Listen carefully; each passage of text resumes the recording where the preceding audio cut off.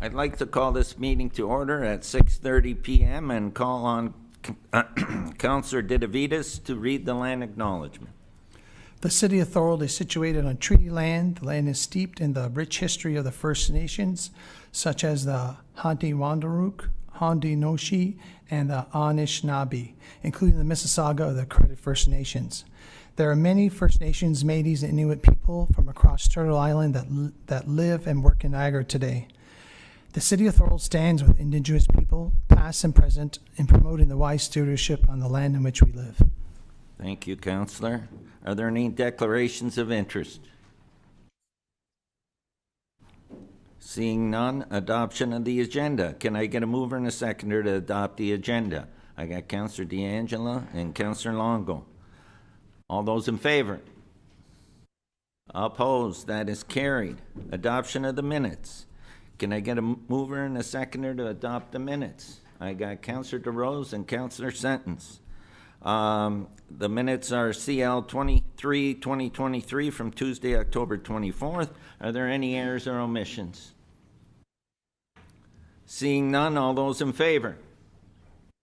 Opposed? That's carried. Mayor's report.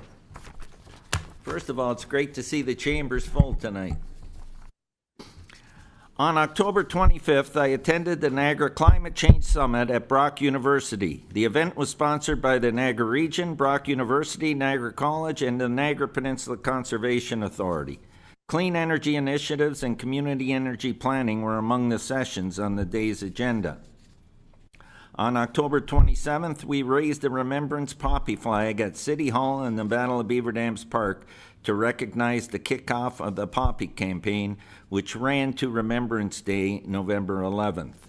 Joining me were Councillors D'Angela, Councillor Sentence, and Acting CAO Maria Morrow and city staff. On October 28th, I brought greetings on behalf of City Council to the OHA District 9 Horticultural Fall Forum. The event was held at the Thorold Senior Citizen Center and hosted by the Thorold Garden Club and Welland Horticultural Society. It was a very successful event with a standing room only crowd. The theme was Butterflies Galore. On November 1st, Economic Development Manager Ken Schultens and I attended the 2023 Niagara Economic Summit at White Oaks Conference Center.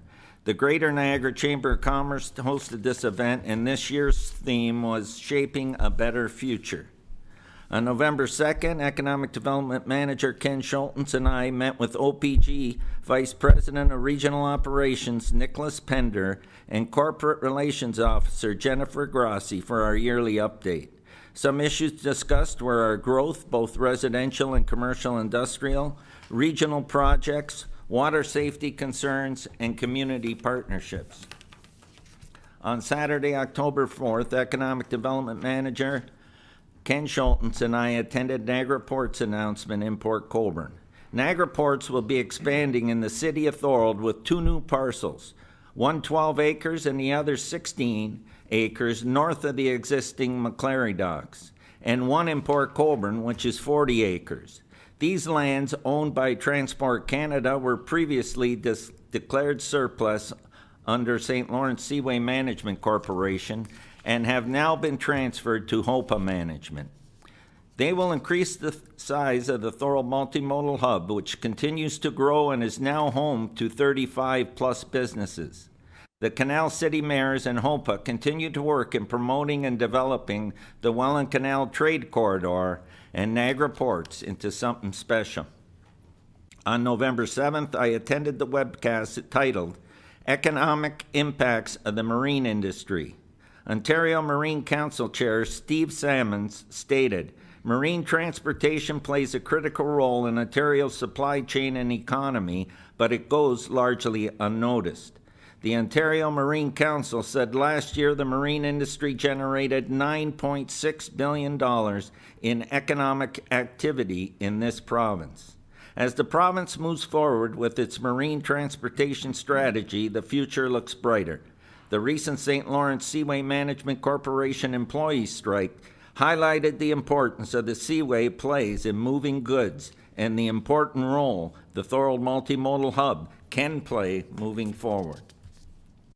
On November 10th, I was joined by Councilors Dividitis and DeAngela, Regional Councilor Whalen, Economic Development Manager Ken Schultens, and Community Relations Specialist Natalie Stickles at the grand reopening of Primerica Financial Services at 3550 Schmoen Parkway in the second floor. Thank you, Luciano Di Sarfino, and your team for your commitment to Thorold. On November 11th, Remembrance Day, on behalf of Thorold City Council, city staff, and our residents, I would like to thank the Royal Canadian Legion Branch 17 Thorold for hosting the annual parade and Remembrance Day ceremony at Memorial Park. I would also like to thank Canadian Corps Unit 44 Thorold, Thorold Fire and Emergency Services, 128 Thorold Flying Dragons, Royal Canadian Air Cadet Squadron, Thorold Pipe Band, Niagara Regional Police, Niagara EMS, all our first responders, and everybody who attended the ceremony. The turnout was truly heartwarming. Councilors in attendance on that day were Councilor Decker, O'Hare, Didivitis, DeAngela, Hanley, and DeRose. Thank you to city staff. Memorial Park was in excellent shape. Congratulations goes out to Amadeo Francesco Broccolo, who has been named Chef of the Year at the Canadian Pizza Summit East in Toronto. He and his brother Michael went to the competition to have some fun and won it all. They run a catering company in Thorold called Fratelli Broccolo, based out of Thorold. Up next, they will be heading to Las Vegas in 2024 to face off against pizza chefs from all over the world at the 2024 International Pizza Expo. Once again, congratulations and continued success moving forward. On November 16th, Welland Mayor Frank Campion and I attended the Louis Riel flag raising held at the Niagara Region Métis Council headquarters on Schmoen Parkway. November 16th, Louis Riel Day, we honor Riel's sacrifice and enduring legacy by celebrating Métis culture and the continued commitment to our shared journey toward truth and reconciliation. On November 16th, I was joined by Councilors O'Hare and Councilor Dividitis, Fire Chief Terry Dixon, Thorold Fire and Emergency staff, and Enbridge representatives at the Enbridge Gas Company announcement. They are helping Thorold Fire and Emergency Services purchasing firefighter training materials through the Safe Community Project Assist, a program with the Fire Marshal's Public Safety Council that supplements existing training for Ontario volunteers and composite fire departments in the communities where Enbridge Gas operates. On November 17th, we welcome Sid Grable Contracting to the City of Thorold. Located at their new location and brand new facility on Allenport Road, they are a welcome addition to our city along with their 53 employees. Joining me were Councilors DeAngela, Didivitis, O'Hare, and Sentence, along with MP Vance Badaway, Regional Councilor Whalen, Economic Development Manager Ken Schultens. Once again, Sid Grable Contracting, thank you for choosing the City of Thorold and continued success moving forward. And they are an electrical services contractor.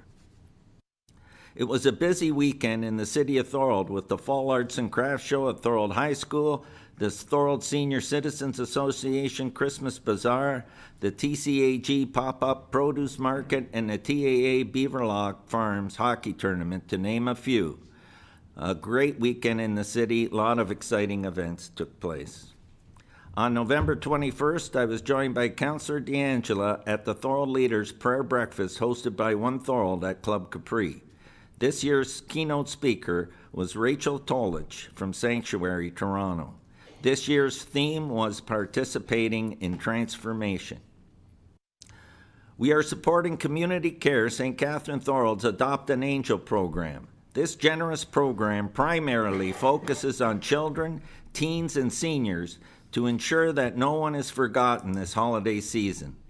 Donations in the form of gift cards or a new unwrapped gift will be accepted at City Hall until Monday, December 11th. Also, the 18th annual Great Holiday Food Drive in support of Community Care St. Catharines and Thorold takes place on Friday, December the 8th. The express bus will arrive at Richmond Street Public School from 1:15 to 1:45 and then move on to Foodland in the Pine Plaza from 2 to 2:30. Let's come out and support this important initiative. Port Robinson will be hosting their annual Christmas parade and winter food drive for community care on Sunday, December 3rd at 11 a.m. For more information, please visit the Port Robinson Community Center Facebook page. And last but not least, the 31st annual Santa Claus Parade takes place this Saturday, November 25th, beginning at 4 p.m. at the corner of Collier Road and Sullivan Avenue, and ending at the corner of Front Street and Regent Street. Always a great community event. Visit our website, thorold.ca, or social media feeds for more information. And that's the end of my mayor's remarks. Presentations. Up first, Thorold Municipal Nonprofit Housing, Barker Street update. I'll call on John Kenny, Thorold Municipal Nonprofit Housing Board member, for the presentation respecting this update. Welcome, John.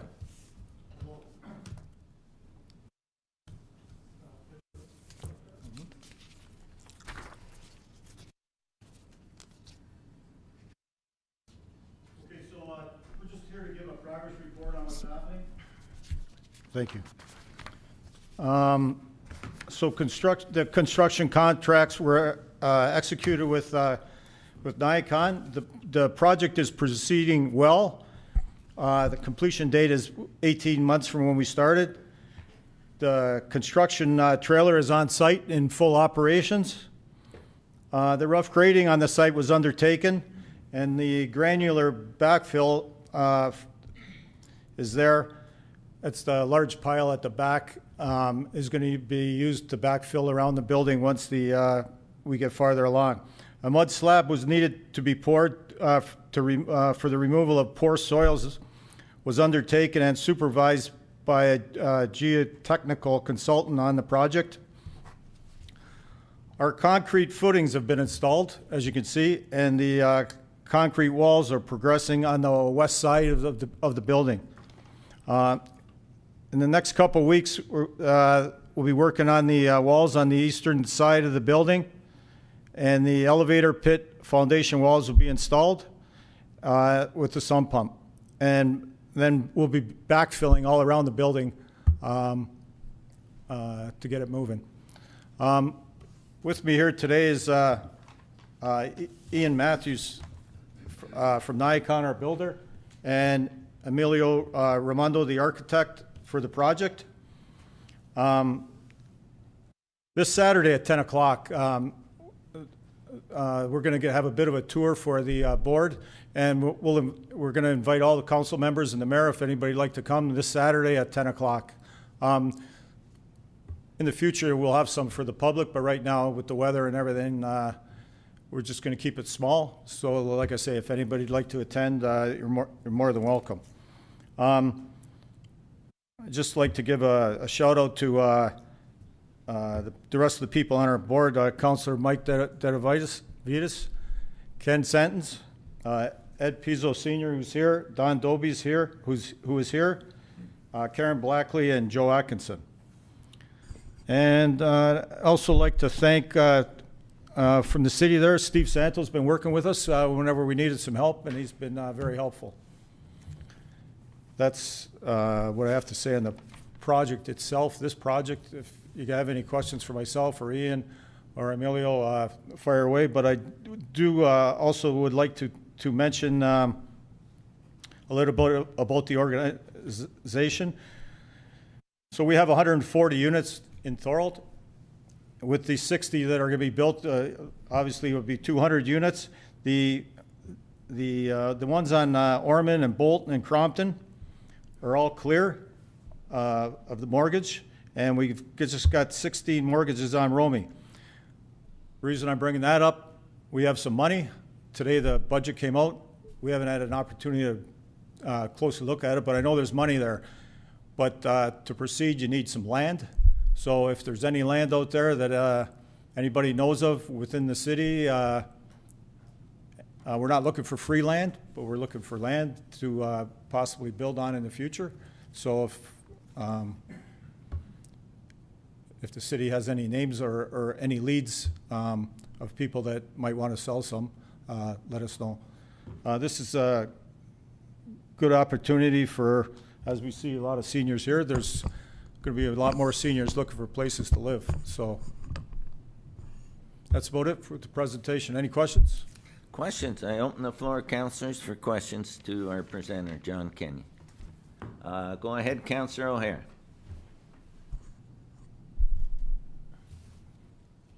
Thank you, Mr. Mayor. Through you to John. John, thank you very much for coming in and giving us an update. Really appreciate it. Looks like it's rolling along quite nicely.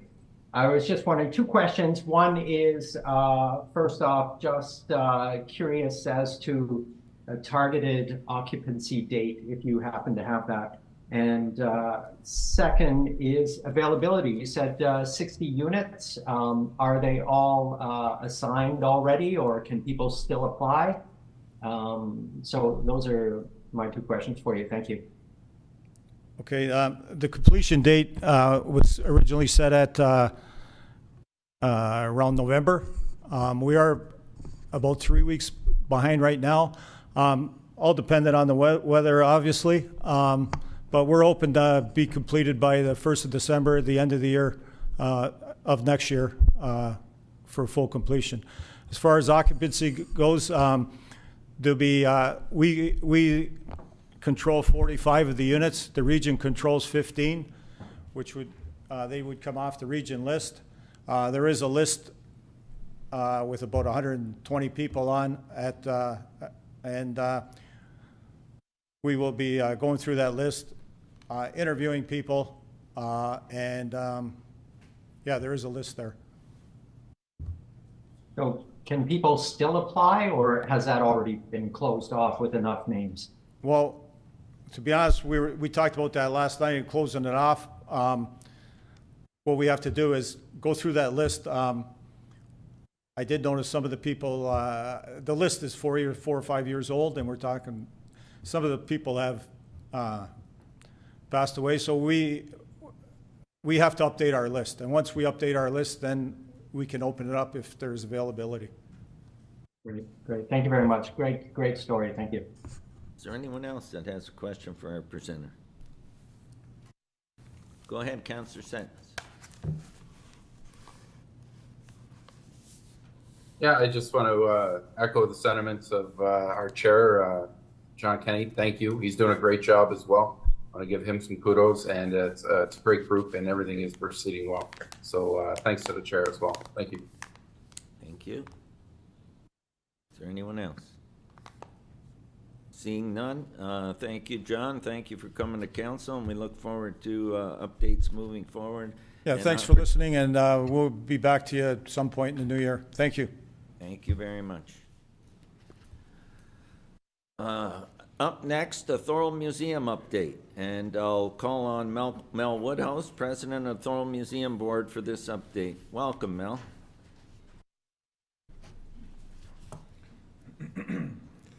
Thank you, Mr. Mayor, members of council.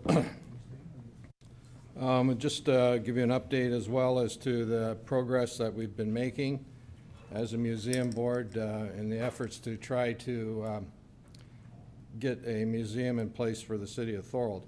I'm just going to give you a bit of a history here, just as a reminder. In May 3rd, 2022, a development plan was initiated by your staff in concert with us as well, and it was presented to council and adopted at that time, which really laid the groundwork for what we're to do in the future as it relates to actually creating our own museum.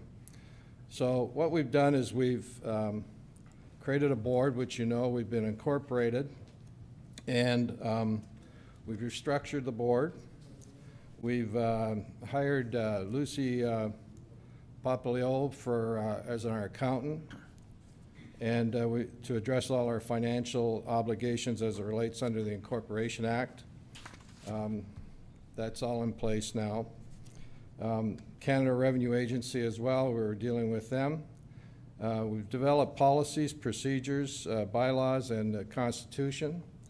which sets the basis for our organization moving forward and gives us the guidelines we need. The next thing we're going to be working on is a strategic plan that also coincides with those just previously mentioned. We've also developed subcommittees in anticipation of getting a building and moving ahead. We have a building committee, of course, a fundraising committee, a membership committee, and also a collection committee. Two people on our board, Randy and Diane Barnes, have been identified as our collection people, and they're guardians of our collection. So they're specifically assigned to the collection, looking at it in terms of expansion, in terms of all the things we need to do in order to identify it, and like any museum would have. We're also joined the Ontario Historical Society. We actually didn't join. We had to enjoy it or join because it was we were part of it when it was a historical society before it became the museum board.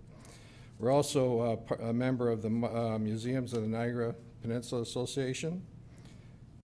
Both of those are respected institutions, especially Ontario Historical Society.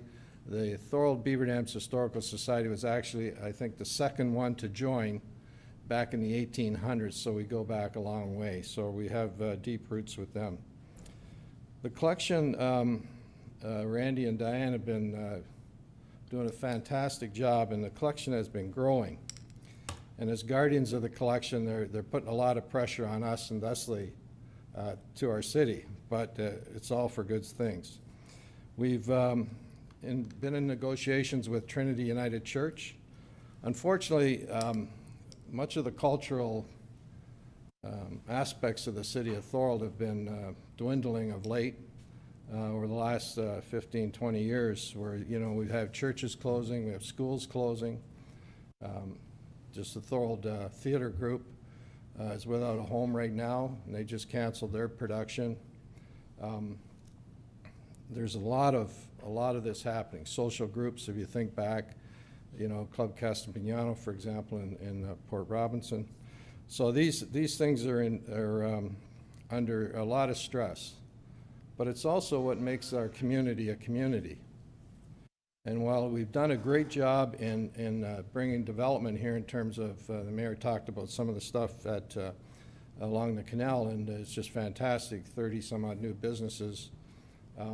We also done a great job in housing. And it's just consumed everything we do here at the city and puts a lot of pressure on all the staff and everybody. So I just hope that we don't get lost for our cultural needs and how we identify who we are as a community as we go along.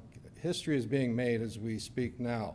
It's not what happened in the 1700s or the 1800s or even the 1900s. It's every day history is being made.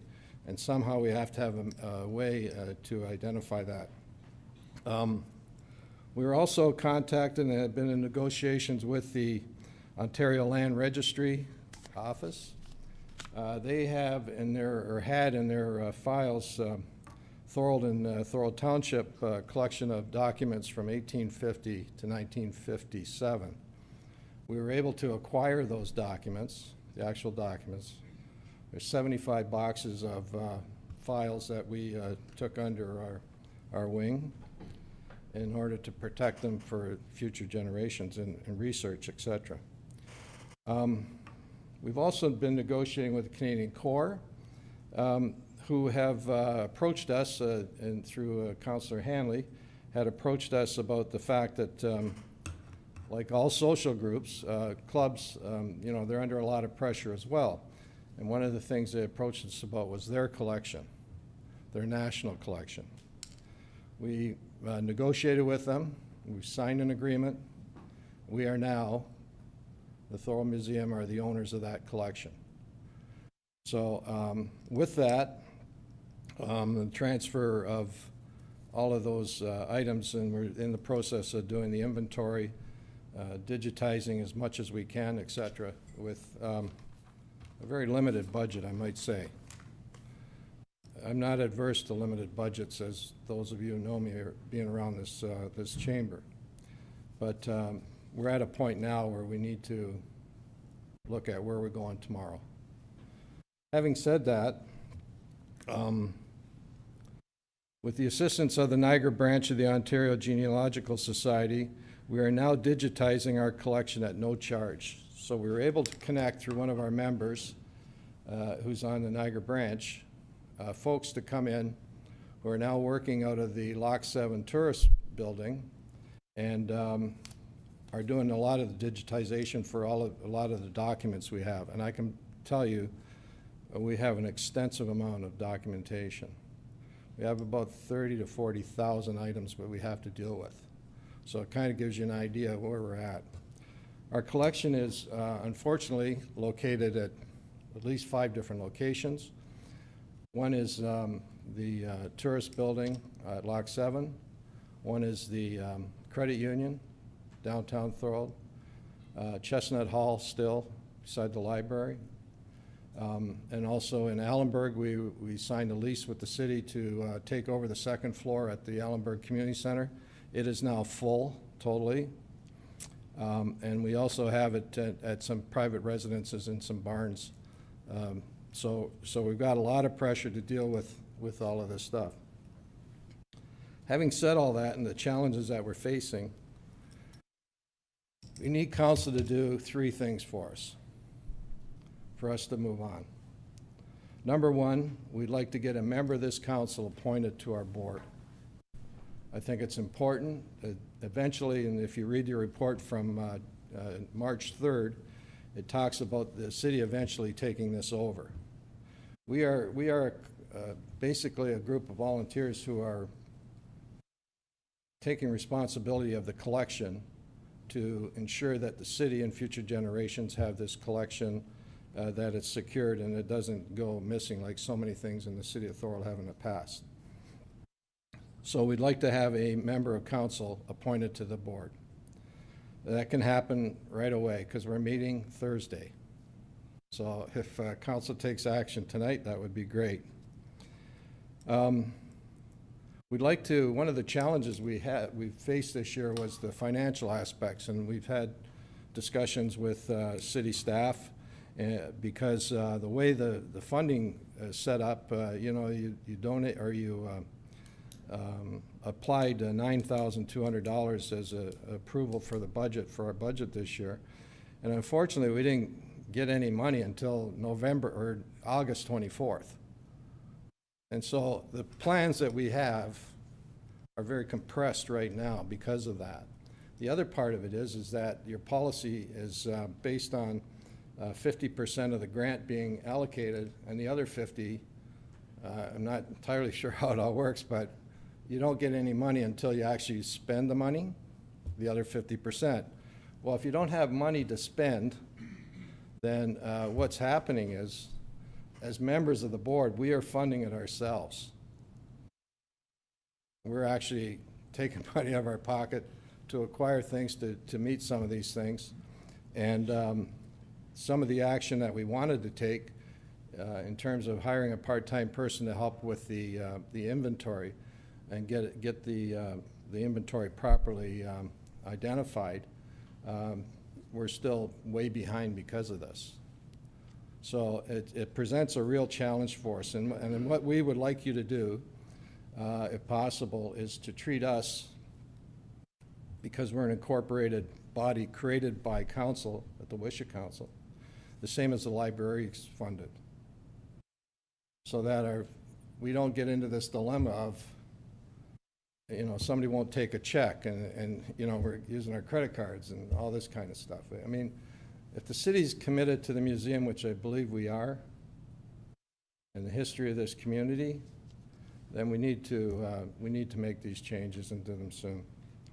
And the final part of it is, as part of the agreement with the Canadian Corps, is they have a lease which has 9 years left in it at the building that's beside Lorman School, which is a senior center. It used to be the kindergarten building, as it was called. They spent $140,000 renovating that building when they set up their national museum there. As part of the agreement with the city, they spent $140,000 renovating it, and they have a annual budget or lease agreement to pay $2 a year to the city. Now, they do pay for hydro and water, for example. They're at the problem now. Their problem right now is that their membership, it's very hard for them to get people to volunteer to actually sit in the building, and so it's sitting idle. Their collection is there. Their collection is in a few places. So they're very much worried that, this is going to create a real problem. So we've agreed that we would, as I indicated earlier, we were taking on their collection and their responsibilities. That includes the lease. Now, when you read the lease says that it's not transferable unless Thorold Council approves it. And that's what I'm asking you to do today.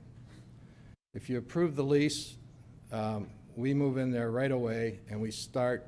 Now we have a home base and we have a facility in order to process all the stuff that we need to process in anticipation of actually getting a building. It's a monumental task, and we need council's support to actually make this happen so that we can advance the agenda that you've set for us. The other thing is that we will be we're working on our. Mel, I'm going to ask you to wrap budget. up because we're over 10 minutes. So I didn't see a clock, Mr. Mayor.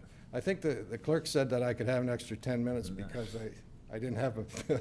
I'm just joking. Anyway, so that's my presentation. If there's any questions. okay, and I'm going to open the floor up for questions. Councillor D'Angelo, go ahead. Thank you, Mr. Mayor, and thank you, former Mr. Mayor. Thanks for coming and giving us this presentation. Mr. Woodhouse, I just got a few questions here. In terms of timing this lease, how quickly do we need council to move on this? Because what I was going to do is put a motion for it at the end that we get a staff report for the next council meeting. Is that sufficient enough to help facilitate the lease? No, because right now the building is not being manned. The collection is not being manned. So there's concerns about the safety of the collection and the security of that building. The other thing is it takes another month. That'll take another month out of us before we actually roll up our sleeves and start going into doing the kind of stuff that you've asked us to do in terms of the collection. So I would really appreciate if you just agreed to it tonight. We can then start next week and doing the work that you've asked us to do. Okay. Go ahead with your other questions. Yeah, I'll ask, some of the other ones are just side questions. I'd like to get back to this, but I'll keep asking you questions, so you'll have an extra 10 minutes to speak if you want. So Thank you, Henry. always work the system. The couple other questions I had was, first of all, I just want to ask, if someone has donations that want to give it to the museum, historical artifacts, who do they contact to get those artifacts to the museum? Because I know you mentioned they're in 5 different locations. Yeah. But who's a good primary contact? Because someone did ask me about that, and they might have some items that they'd like to donate to the museum. Yeah, well, thank you for that. There's Randy Barnes and his wife Diane are guardians of the collection. I myself have also taken in items. If you check my garage, you'll see that there are things. So either of us, we can help accommodate that. One of the things, for example, and this is something that the city of Thorold, I think, has missed for a very long time. We're trying to put together the history of what happened in Thorold and what developed Thorold. A big part of that is the Italian community and how the Italian community came to this city when the canals are being built, and the historical evolution of what that community has happened in the city of Thorold, and how that's it needs to be documented. So we're working with John Persia, who's part of our group. John has agreed to take that subject on, and we want to be able to start interviewing people that have memories of things that have happened and where they came from. We all have stories that unfortunately either get lost to the annals of time, or they get confused or mixed up. So one of the things that we're trying to do is put that together at the same time. So having a place to be able to do that and having a place to accept donations instead of at my front door or out at Randy's place on Cataract Road would make things so much simpler. It would, you know, it'd make us in the business of being in a museum. It's really what it would do. Okay, that's excellent. I don't want to stray too much, but Omni Television was here last week, and they were doing a bit of a story on the zucchini, but it led to the Italian heritage in our community, and they were doing some interviews. It would have been wonderful to have them actually a display or something to show them that what happened here over time regarding the Italian immigration into this community. So yeah. I do support that cause. The other question I had for you that might be helpful is now that you're incorporated, can you apply for like federal student funding for a grant to help facilitate with documenting all the documents? Is that something you're eligible to do? Yes, we're actually going to be doing that. We've got a board meeting, as I indicated, Thursday, which I'm going to be bringing to the board, that the application has to go in by January 3rd, I understand. That's federal grant for student allocations for next year. So we will be actually doing that. Having a place for these folks to work out of is, you know, I mean, it's pretty hard without that, you know. Okay, thank you, Mr. Widows. I'll let my other counselors ask some more questions, because I definitely want to see how we can help facilitate this happening regarding the lease document. I hate doing something on the fly. I know we have a council meeting next week. I don't know if that would help to have a report in place. Again, would a week be helpful? Because I know we're having another meeting. Whatever. Yeah, we have a special council meeting. We can meet before that meeting, Councillor, at the end. Yeah, I'm just looking at, I just want some more information to make sure that we're moving. Let me ask our Director of Public Works and Community Services, could that be done in a week? Could you get a report to us for Tuesday next week?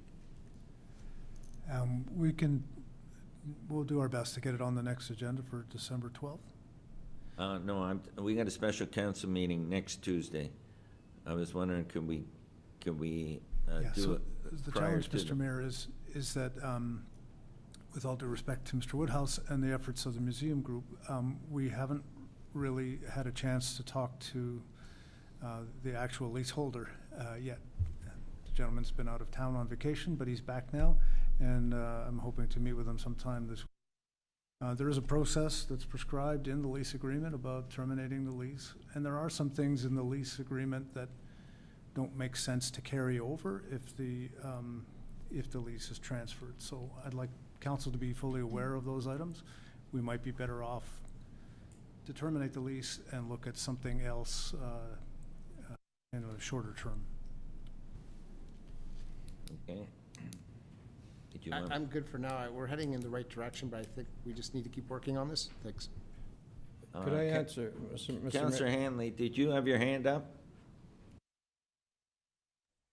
Yes, I did, Mr. Mayor, but Councillor DeAngelo more or less covered what I was wanting to discuss, other than if need be, I could put a motion on the floor in regards to putting the process in place to transfer the lease agreement to the Thorold Museum Society, because I believe we could do that now, and then staff can work on it and bring it back Tuesday and have a bylaw in place that we can incorporate it within a week. Thank you. Go ahead. Yeah, so Mr. Mayor, at present, what council could do is you could put a motion on the floor to ask for a staff report. Any motion to action anything requires notice of council. So the earliest you could do is provide notice tonight during the notice of motion, and you could bring this forward at the December 12th meeting. My recommendation is if you ask for the staff report, you can get that information back quicker to be able to make that decision. Mr. Mayor, thank you, Matthew. Mr. Mayor, if I can, we could actually do a procedural bylaw vote tonight and get 3/4 majority or 2/3 majority, and we could bypass the procedural bylaw and move forward with it tonight. Therefore, I'd like to put a motion on the floor to waive the procedural bylaw. Well, we won't. So we're able to put a motion on the floor to transfer the lease agreement to the Thorold Museum Society. Hanley, that have to be done under notice of motion, okay? When we hit notice of motion on the agenda, okay? Thank you, Mr. Mayor. Just to make you aware that that would be my intention. Thank you. Go ahead, Councillor Sentence. Yeah, thank you, Mr. Mayor. Through you, well, just a comment. It's a lot of good things. I just would like some more information and a staff report as well to make sure we're doing this right and we set everything in place. But now I'm for the Historical Society, but I just would like some type of staff report to make sure we're doing all this correctly in the right way. I'm not opposed to Councillor Andy's idea if that puts it in motion, but I still would like a staff report on this. That's all. Just my feelings. Not against it. I'm all for it. Thank you. Thank you. Anyone else? Go ahead, Councillor O'Hare. Questions to the presenter? Thank you, Mr. Mayor. Through you to Mr. Woodhouse. Thank you for coming in, Mr. Woodhouse. I really, as you know, I'm a strong supporter of the museum. It's great to see the momentum rolling. I hope that one day sooner than later, this will be realized. There's too much great history and heritage in Thorold to not be preserved, saved, and presented to our public. And so I'm fully behind this. I'm not sure if this question is for Matthew, though. I would be very much interested in being the council rep. I don't know if this is the time for that or if I can put that on the floor, but I'll direct that to our. No, we'll do that under notice of motion as well, Councillor. Is there any further questions? Go ahead, Councillor Long. No, thank you, Mr. Mayor. I don't have a question, but I have a comment. I'm not sure when I would make that comment, because everybody seems to be making comments instead of questions. Go ahead. So my comment would be that I would agree with what a few councillors have said, that we need to understand what we're doing. I'm not even sure what the Corps' position is on this, right? And to take and they're probably on board, but to take away a lease that they have and give it to another party, I really think we need a little bit of direction from staff here and a report, so that's what I would support. Although I support the museum and everything we can do for it, I want to make sure we do it properly. So that's my non-question comment. Okay, and then we'll discuss it when we get to notice of motion so that we can move forward on whatever council's desire is, which we'll discuss when we get there, okay? Any further questions for Mel Woodhouse? Mr. Mayor, if I could comment on a few things that were said, because I think it's important. Go I ahead. think anyway. Be quick. Thank you. The question of rewriting a lease and doing all that, you're looking at 2.5 to 3 months. That gets us into 2024. You're asking us to come forward with a budget, and how are we to do that? It doesn't make sense. I've read the lease.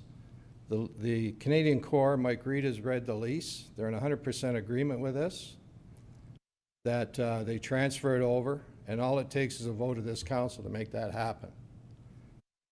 And what I would say to you, if council is really interested in saving or creating a cultural thing to this community,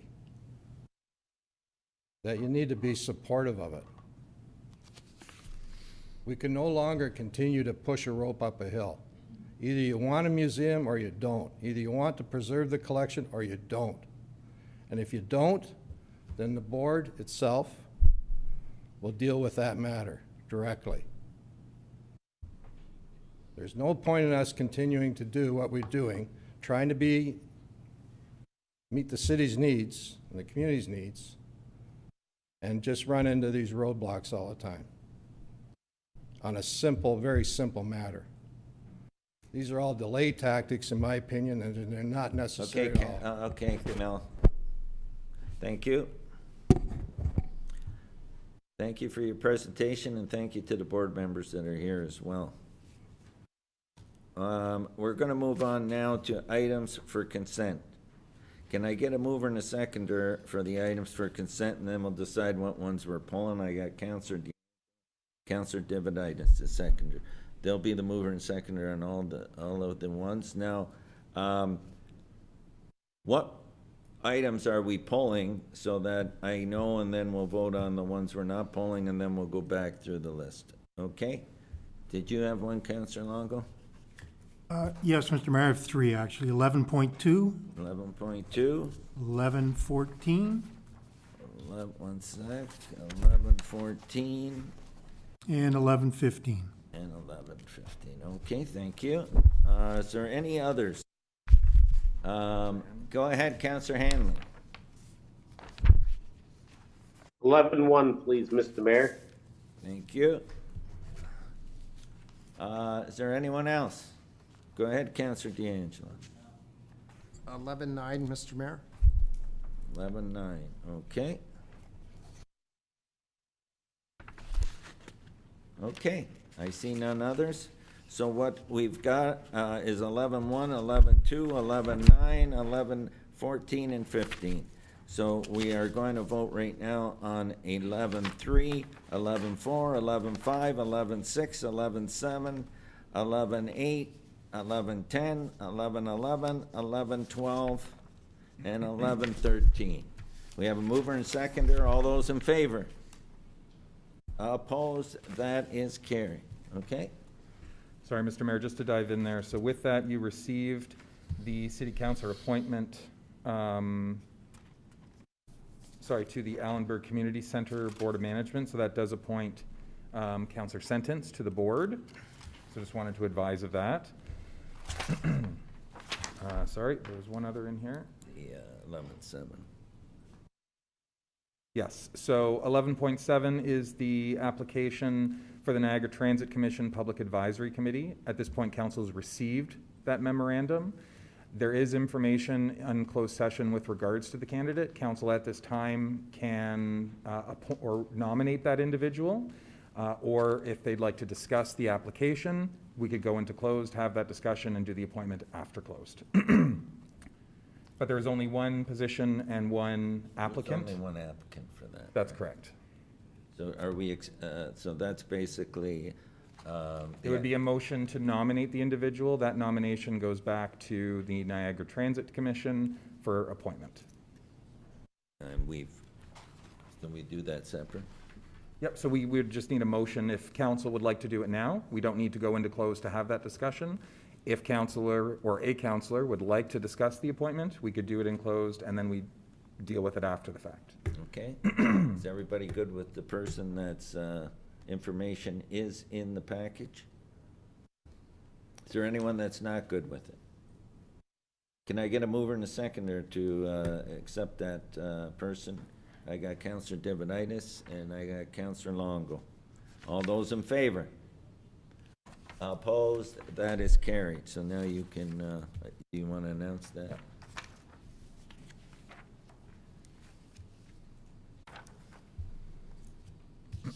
So I'll just advise that Mr. Mohammed Aniz has been nominated to the Niagara Transit Commission Public Advisory Committee.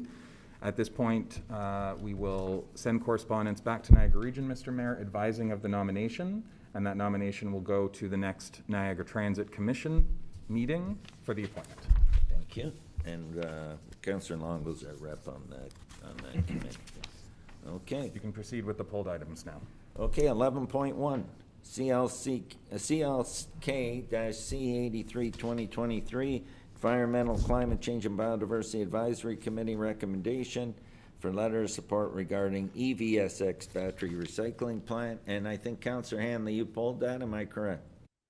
Yes, Mr. Mayor. Mr. Mayor, I just want to bring up some things. I don't believe that we should be expediting this, and I'm going to bring up a couple reasons why. Is that, first of all, it's an alkaline battery plant, and expediting the process for approval, I believe it says, is going ahead of the cart, you might say. I want to know if there's an appropriate person. Has an environmental impact study been done in regards to the alkaline batteries?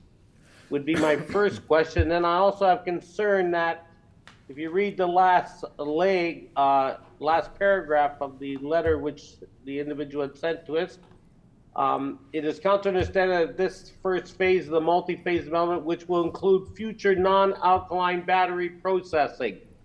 I need to know, Mr. Mayor, would that be lithium batteries? Is that the objective here?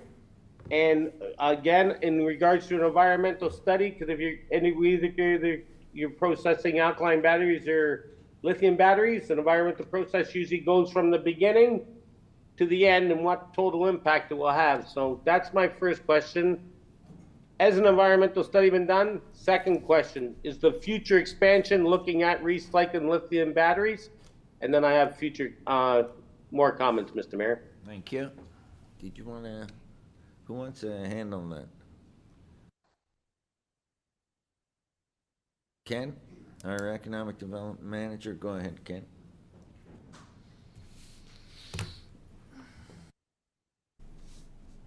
Okay, Councilor Hanley, Ken will be at the podium, and do you want him to repeat his question, or are you clear with what he wants? I'm clear with the question being asked, Mr. Mayor. Okay, go ahead. Through you, Mr. Mayor, this is a request to expedite the environmental compliance approval, which is a process through the Ministry of Environment and Parks.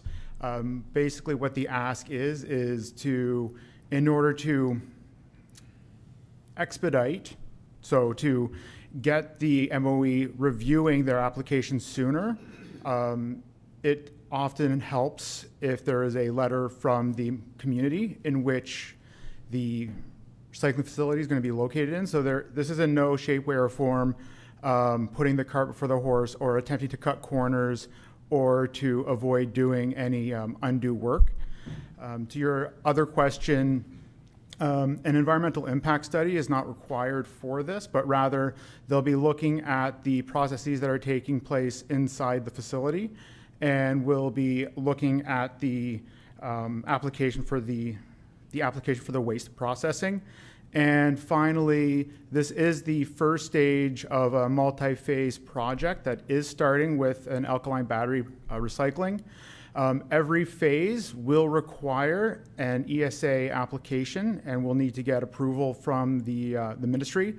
Ultimately, the goal is, should this company be successful, that they will look into the processing of lithium-ion batteries. Okay, so I thank you very much for that. I appreciate that. Very good. That brings me to my second concern, Mr. Mayor. Yeah, go ahead. The processing of lithium batteries. I don't know if this makes anybody remember anything. February 19th, 2007. If you may remember, we had a lithium battery explosion in Port Robinson that went over for several days. It just didn't look real, said 33-year-old Wayne Burris. I couldn't believe what I was seeing. See, this is my concern. Are we going to get into a lithium battery where he had to crawl out of bed, for example, with a thunderclap, shook his house to its foundations? There was a tremendous bang. That's my concern here. We may be putting, that's why I said the cart before the horse, we may be approving something, we're down the road. And I bring this up because we had a lot of concerns about the gas plant expansion when it comes to the concerns of the community. That could be a ticking time bomb, what we could be initially giving an approval for. I'd like to see a more expansive process here in regards to what is their long-term goal. Is it going to be a lithium battery recycling plant? You know, because the process just to make lithium batteries, and then I really don't know what this black mass is. If the black mass that they say leaks into the environment, what environment impacts can it have? I know it's just given a letter of endorsement, but what are we endorsing? That's my concern. I have no problem with endorsing something, but there's a lot of questions I believe to be answered here because, like I said, February 19th, 2007, I remember the day clearly. People had to evacuate their homes. They found a 45-gallon drum over a quarter mile away from the plant from the explosion. It burned for days. It burned for days. So to me, I don't like the thought of expediting a process because to me, even though, you know, don't need an environmental process, so on and so forth, there's a lot of unanswered questions because we could be putting the cart before the horse with what could be coming down the road. There's a big concern here. We're building a brand new subdivision right next to a plant that could be processing lithium batteries. And we already experienced that and what had happened. And this was years before electric vehicles were even in the concept of being built. 2007. So I just wanted to bring that to council's attention. I won't be supporting expediting the process. There's a lot of unanswered questions. Thank you, Councillor Hanley. Councillor D'Angelo, go ahead. Thank you, Mr. Mayor. I remember that day too, because I got the phone call in the morning to get out there because there was an explosion and houses were shaking at the time, and then we had a big fire. So I'd like to see more through our fire services, some sort of comments, if that's something that we should support, because to me, that's going to be very critical of making sure that this is safe, because now it's getting closer to the urban residential as opposed to where it was before. So I don't like expediting something that could be very detrimental if it's not done properly. So I'm sort of siding with Councillor Hanley on this one. I think we really have to do our homework on this, and I would like to see more comments from our fire services because they're going to be the ones managing any type of accident that's out there. So I don't know if there's a comment here or if it can be provided later. Thank you. Thank you. Is there anyone else? Go. Well, did you want to speak? Go ahead, Ken. Yeah, I do have a couple of questions, Mr. Mayor, Yeah. since the councilors have spoken. So I guess my question here to maybe economic development is we're giving this letter in order so that the provincial government can expedite their review of this. Is that correct?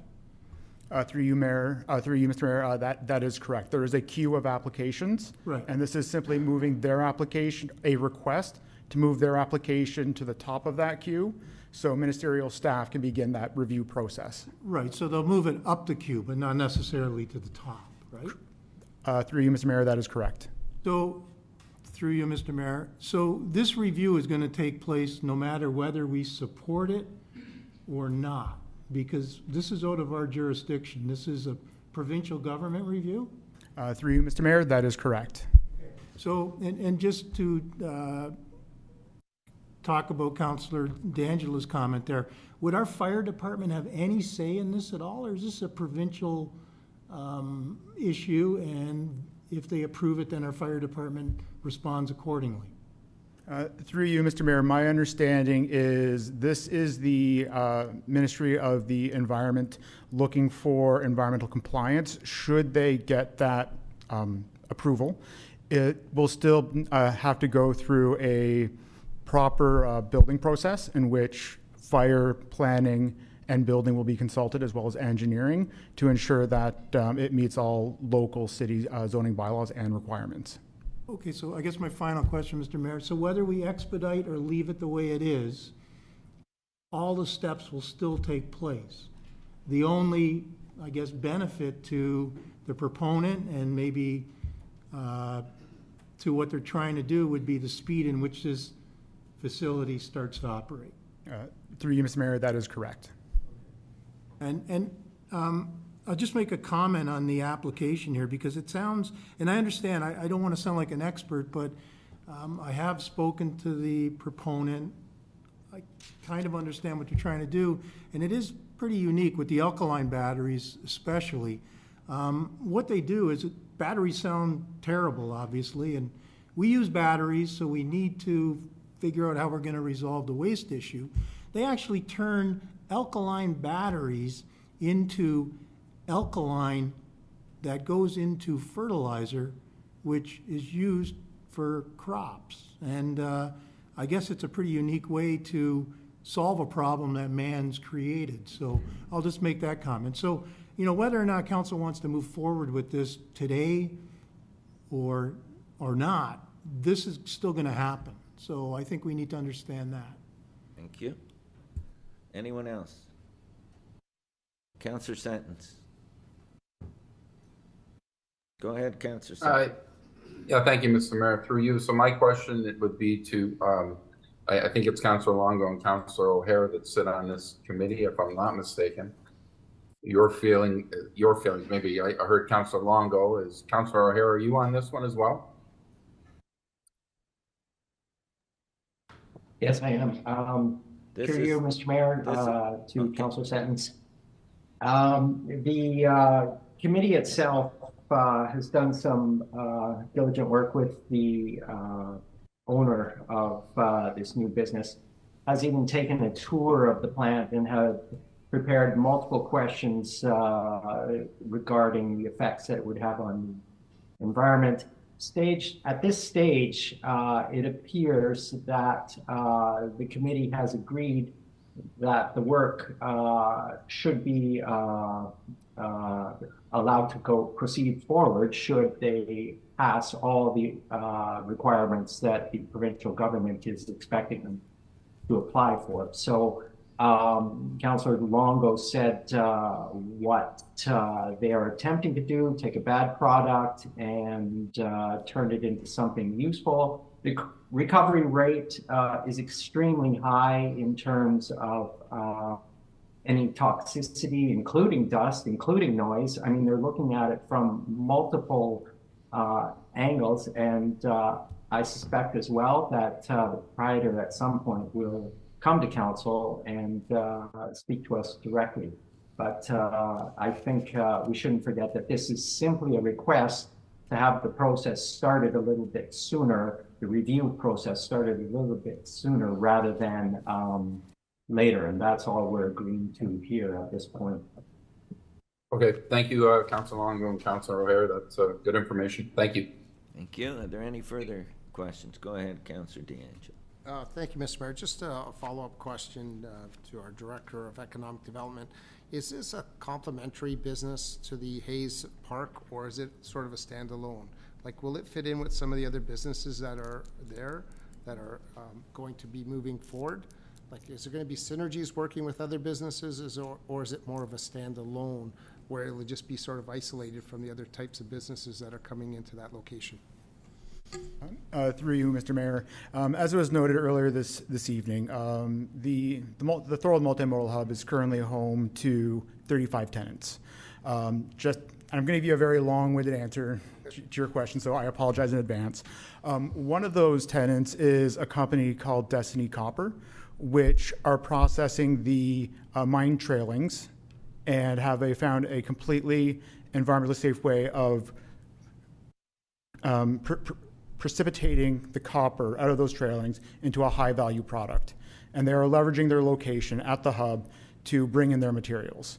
This is the exact same reason why EVSX has chosen to invest and locate in Thorold, is because of its strategic location and access to that hub and multimodal transportation, so that should they be successful and if they scale their company properly, they will be using the rail and the marine access to bring goods in, to do the processing on site, and then many of those value-added products, as has been noted, such as the phosphate and magnesium, will then go into the fertilizer industry, which will be ideally used right here in Niagara as agricultural-based fertilizer.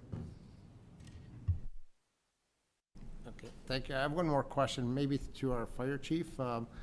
How is your comfort level with this process of moving forward? Do you see expediting as an issue or just continuing along the path? Maybe if Mr. Dixon could give us a few comments. Go ahead, Chief. At this moment, expediting this process is obviously, like I said earlier, just going through the provincial process to make sure every other ducks are in a row. This is the first time really hearing about how the battery process is going to work. I've yet to hear anything about the lithium part of this process, whether that's going to be a thing down the road. That'll be information that we'll have to deal with when we receive that. I will bring to your attention that there is an issue with lithium batteries, obviously across the world, not just here in Thorold, that the fire service is trying to deal with. But however, this recycling place with alkalinity batteries is completely different from lithium. So just kind of keep that in mind. Thank you. Mr. Mayor, then, like I said, I'm supportive of the alkaline. I think it has a lot of positive benefits, and moving that forward, maybe we could just take out the multi-phase development and just deal with that when that comes forward, and just endorse the alkaline. That's what I'm supportive of. It's the last paragraph on the letter that has been drafted.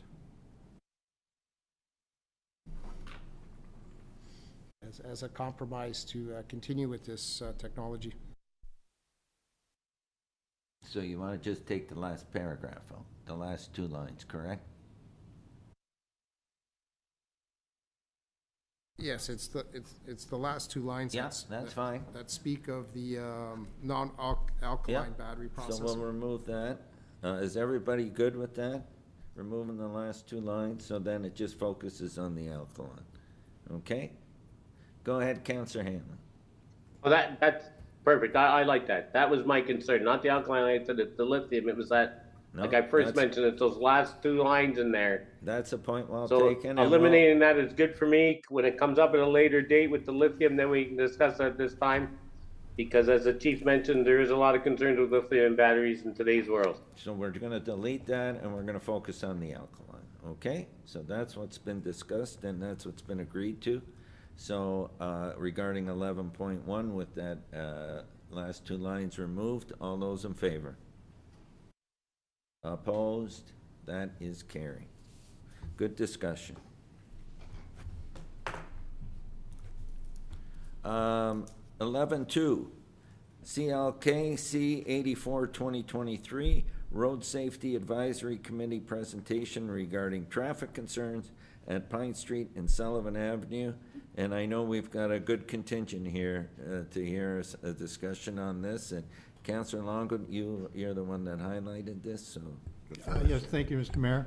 So what we have here is a memorandum that asks that we include traffic concerns at Pine Street and Sullivan Avenue and include it in our 2024 budget process. So I do have a few questions, I guess, for maybe staff, engineering, if possible.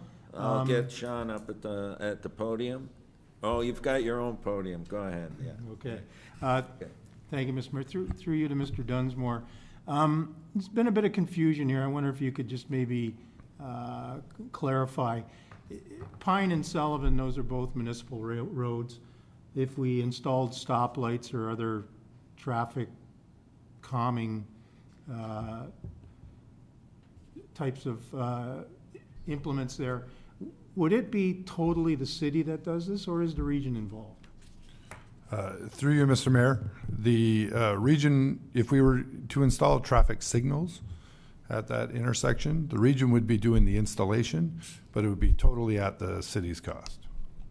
Okay, so through you, Mr. Mayor, we've discussed this a little bit last week, and you talked about design and design work done by the region. That was my understanding, at least. Is that how it's done? The region, because of their expertise in this, would design this for us?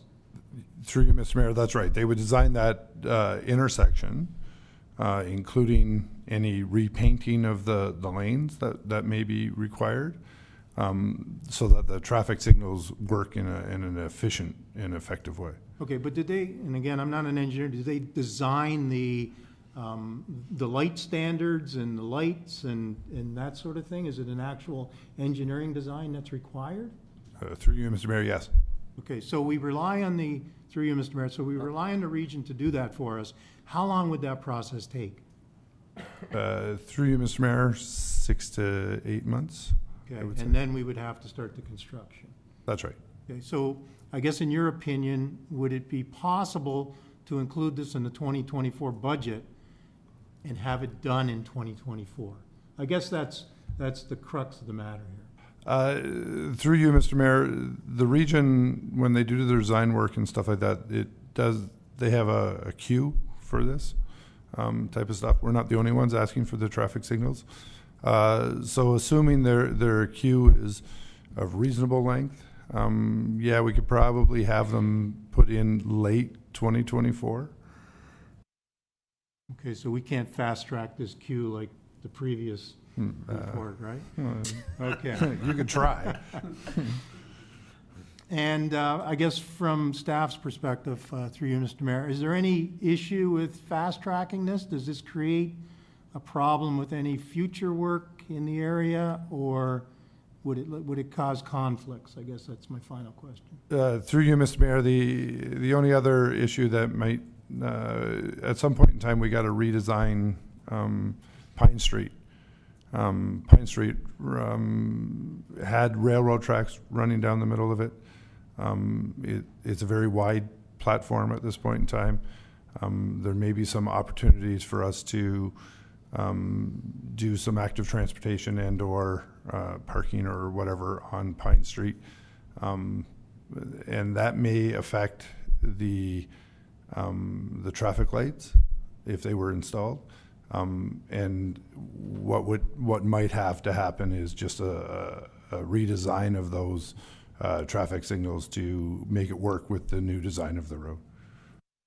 Okay, thanks for that. I'll let other councilors speak, Mr. Mayor, but, you know, this may be one of those things where we maybe need staff to get back to us with a fulsome review on the best way to do this, because I'd hate to throw good money after bad just to speed something up when it may take an extra 6 months or so to do it properly. So I'll leave it at that. Thanks. I've got Councillor Hanley. Go ahead. I think we got almost everyone for this, so I'll... Thank you, Mr. Mayor. Through you to the appropriate staff member. Cost. I remember years ago when we talked about doing it, they said about $250,000. I figure how much? 500, 600,000? So we get a ballpark figure. If we're going to put this on the budget, we got to remember it's going to represent a percentage of the budget. So again, what would the estimated cost be? Through you, Mr. Mayor, our estimated cost would be exactly what Mr. Hanley said, and that was between $500,000 and $600,000. Thank you, Mr. Mayor. Just to make council aware that, you know, we can expedite it or even to try to get it into 2024, but there'll be a budget implication as a result of it. Thank you. Councillor O'Hare. Thank you, Mr. Mayor. Through you, I just have a question regarding traffic calming devices. And this intersection, it's going to get busier. We know that. We have a McDonald's coming. There'll be much more traffic. And we have a school right there. It may take a while before the street lights are in place. Should we proceed with that? I hope we do. But in the meantime, can we have staff looking at some of these less expensive traffic calming devices? And there was one presented in one of the reports that can also be removed for a later date, for a later application. But anytime we can get drivers to slow down, also make them aware that they are at an intersection instead of blowing through, could potentially save lives. And I think that's the whole reason why we're proceeding in this direction, is to save lives and prevent accidents. So the question is, can we, without a large cost of money, already put in some traffic calming devices? There was included with the report that was sent out to councilors an example of, it's called the, let's see, the traffic's device stop, which seems very effective. I don't know if Mr. Dunsmore can comment on that. Go ahead, Sean. Through you, Mr. Mayor, certainly we can look at other options for traffic calming. No problem. Do we have any of those presently in stock, or are these items that we would have to order? Through you, Mr. Mayor, currently we have 2 sets of temporary speed humps. One of them's deployed, I believe. The other is in the process of being removed. So we probably wouldn't have to order a speed hump in that case. But everything else, yes, we would certainly have to order. We don't have those in stock. Mm-hmm. I think the ones that were included in the report were more like a sign, a standing sign that has reflective sides on it and just encourages drivers to stop and watch for pedestrians. So it might be an option to look at something like that as opposed to a speed hump, which sometimes isn't always visible. These are more in your face. So I might want to suggest that staff takes a look at this option and see if that can be something that could be quite easily installed. I believe it's just a couple of bolts or screws that go into the pavement, and they can be in fact used temporarily. So it might be a direction to look at. Thank you. Thank you. go ahead, Councillor DeRose. Then I'll go. I got everybody. Everybody wants to speak, so we'll get you all. Don't worry. Yeah, through Mr. Mayor, thank you. Just to Sean and staff, one thought that I have is until this gets dealt with, just to, seems like we're getting a lot of letters and emails from seniors. And is it possible to have from business hours, say 10 to 4, have a full-time crossing guard there for people that need to cross, specifically seniors and people that are disabled? That's my recommendation, which would tie in with any other speed calming measures. But I think if we actually had a physical person there that looked official, could take down license plates of anybody and putting anybody in danger, I think temporarily for now, that might be the safest solution. And I don't think it'd be a great expense for the city. And, you know, it would add maybe a livable wage job for someone in town. I don't know, or someone from within the staff. But anyway, that's my suggestion. Thank you. Thank you, Councillor. Councillor Sentence? Thank you, Mr. Mayor. My question is, I don't know if it's, I don't know the rules and regulations, but my question would be for the CFO, Maria. When it comes to these lights, are development charges able to be used on these, or is there other means to pay for them than, you know, hitting directly on the budget? Through you, Mr. Mayor, we would need to get clarification from our development charge consultant. There is something called benefit to existing that has to be taken into account when you put in infrastructure.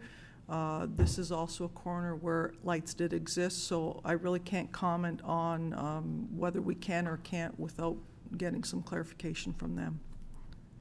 Okay, so maybe this is something that can be looked at, like Councilor Longo said, so we're doing it right. Thank you. Thank you, Councillor D'Angelo, and then I got Councillor Diddle. Oh, thank you, Mr. Mayor. Thanks for the question so far. I believe we should start moving on this, though. It's a long time coming for that intersection. I know it had lights a long time ago, and then a lot of it had to do with the train also going through there. The train disappeared.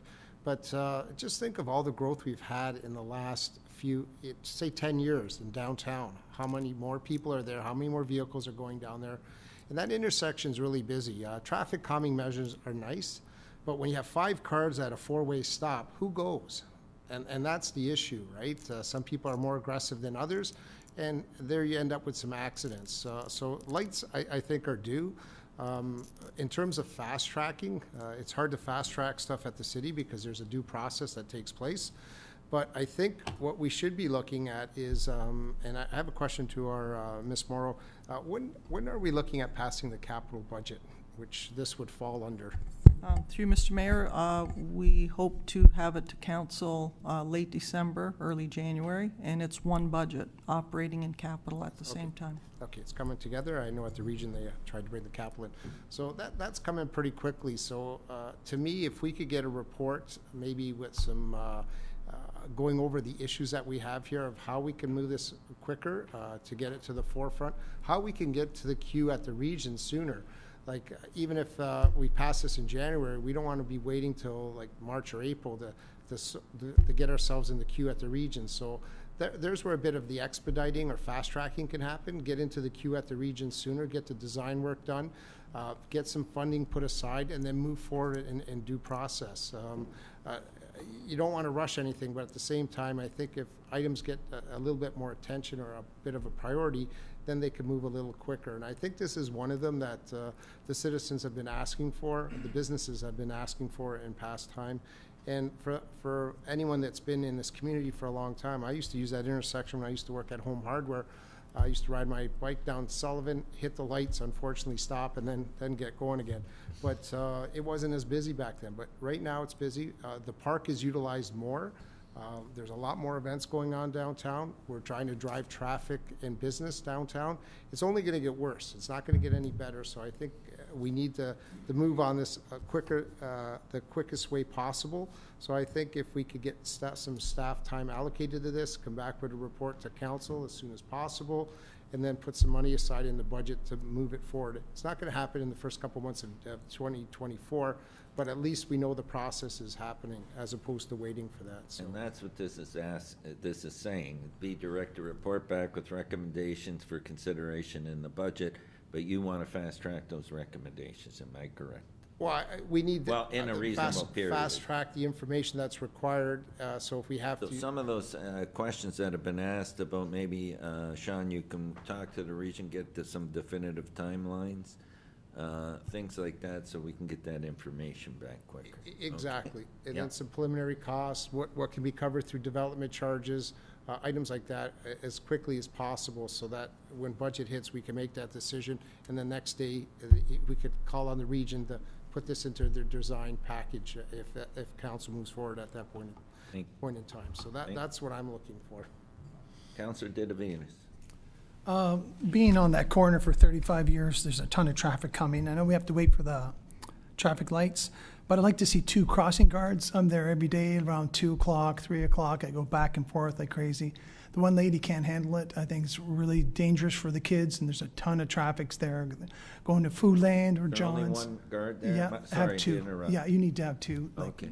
There's so much there, and people aren't respecting her. You need to be more visual. People see it. So I would like to see 2 guards there just to help her out. Okay. Is there any further questions? Okay. So seeing none, the motion speaks to what we want to do. It's just expedite the timelines to get that back to us. How do you want to add that about evaluating a second crossing guard? Sorry, go ahead. Okay. So it says, let me call that. Can you put it up so I can read? Yep. I just want to make sure we're capturing what we want to capture here. Okay, staff be directed to report back on the recommendations made in the presentation to the Road Safety Committee for consideration during the 2024 budget process. But this, we want to report back in a timely manner, and as part of that, we want to look at adding a second crossing guard. Is that part of this report back? So, Mr. Mayor, what I've got at the moment is some additional notes that'll appear after the motion in the minutes that will advise what council is looking for in the report, which includes preliminary costs, whether development charges applies, timelines in terms of the track of this with the region, as well as the potential for adding a second crossing guard at that intersection. Okay, so that's all going to have been captured in the notes, and that will come back with the report, and then we need this information going into budget. Is that everybody good with that? Councilor DeRose. Go ahead. Yeah, through you, Mr. Mayor. I definitely think the school crossing guards are only there for a few hours a day. And I think if we're going to make this safe for the people that are in danger at this location, I think we need to make it during business hours when these people will be going downtown or to a doctor, dentist, or whatever, eye doctor. And that's why I appreciate what Councilor Didavitas is saying. They definitely do need a second crossing guard. But crossing guards are only working for, I don't know, 3 hours a day. We need someone for the time, like 10 to 4 when businesses are open. That's my concern. Even to have one in those times, I know it adds to the budget, but I think it'd be money well spent. Thank you. We'll include that comment into the report, okay? Councilor, you good with that? Okay, okay. So we've got all that. We have a mover and seconder. Is there any further discussion? Seeing none, all those in favor? Opposed? That is carried. Okay. What one? 11.9, CLK 13-2023. Yep. DRPCC Board of Management Posset enter declaration as a municipally significant event. Go ahead, Councillor D'Angelo. Thank you, Mr. Mayor. To me, I like highlighting these because it's a good news story here. When you look at what the Port Robinson Community Center has done over the past few years, starting in 2018, they served 145 meals. It's basically a pasta night, but just highlighting the fact that they went from 145 and then they served, they lost a little bit because of COVID, but in 2023, they're up to 228 meals and they've generated over $2,300 that went back into the Port Robinson Community Center. So I wholeheartedly support this, and I know the rest of council does, but I do want to thank everyone that's involved there and making a difference. Like, they're providing a great meal for anyone that's been out there. It's really good food, and I usually get takeout. You don't wait long, and you end up with the food, but it supports a great cause, and just highlighting a thank you to anyone involved with that. They're doing a great job. Thank you. Well, and point well taken. Any further discussion? Seeing none, all those in favor? Opposed? That is carried. 1114, PWCS 110 2023 off-leash dog park tender award. And I think Councillor Longo, you pulled that, am I correct? Yes, I did, Mr. Mayor, thank you. I don't have any questions, really. I'll just make a comment, maybe update some newer councilors. This is something that we've been discussing for many years. Many years. Probably when I first got on council, it was one of the first things I kind of tried to move forward. It's taken so long, I don't have a dog anymore. But there's still hope for you to get another one. There's still hope, yeah. But anyways, I understand there's some people who aren't crazy about this idea. There's a lot of communities that have dog parks. We were fortunate enough to be donated land by a very nice family who wanted it used for this reason. Because of that, we saved hundreds upon hundreds of thousands of dollars in land acquisition costs. It's going to be located on Beaver Dams Road if council wants to go ahead with this. I have spoken to the mayor about it. My biggest concern is traffic on Beaver Dams Road. He tells me that he's working with the region to have the speed limit reduced on Beaver Dams Road so it's safer access to this dog park. I think it's a great asset to add to the community. It is over budget. It's unfortunate. If we delay it, it could come back to us next year, 2 years, 3 years from now. It'll be even more over budget. So I'm going to support it, and I really hope that other members of council support it also. And regarding the speed issue, staff had already highlighted that and are working with the region, and I'm following through as well from my end. So that was highlighted as being an important concern as part of the project, and staff was on top of that. So okay, go ahead, Councillor D'Angelo. Thank you, Mr. Mayor. Yeah, unfortunately, I wasn't on council how many years Mr. Longo or Council Longo pointed out, if it's been 2 terms or not regarding this. It's been a while, but I would have loved to seen some other opportunities within our community of having this. You know what, every time we always talk about making a walkable, livable community. Well, this is great for the dog park, but you have to drive there. There's no one that's going to be able to walk there. There's no sidewalk, there's no path, there's a very small shoulder. To me, this is going to become a safety issue. You could talk about reducing the speed limit on the road, but it's a very highly traveled road with a lot of speeders on that road. There's always been accidents on there continuously, and even when I was at the region, we moved parts of the road down a speed limit. There's still accidents out there. I wish I would have seen other options because, you know, we're over budget on this, spending a lot of money. And again, is there room at the Battle of Beaver Dams Park? Is there room at McMillan Park? Is there other opportunities? You know, one of the better ones that I would think of working with the region is the old Waterworks Park along that corridor. We're going to be installing more of a cyclist and a walkway there. So it makes it more user-friendly where people can walk there. This one's very isolated. You have to drive there. There's going to be cars pulling out of there. Hopefully there's enough parking spots. I find it, and then it's quite expensive. So were the other options that much more expensive of looking at? Again, I wasn't here for that history, so it's hard for me to say. But I know it's a useful park. It's just it might be the wrong location and at a very expensive cost. That's my concern, because if you don't have ample parking, they're going to be parking on the road. So just to give you a little history, there was 3 other options originally that all got turned down, and there was PICs back in the day.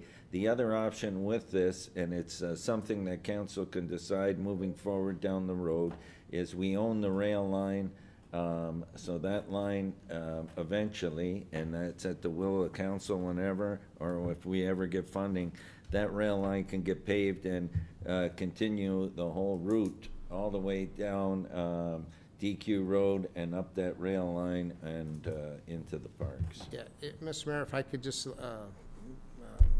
inject a little bit there, but yeah, the rail line's on the other side. You're going to have to cross the road. There'll be a crosswalk.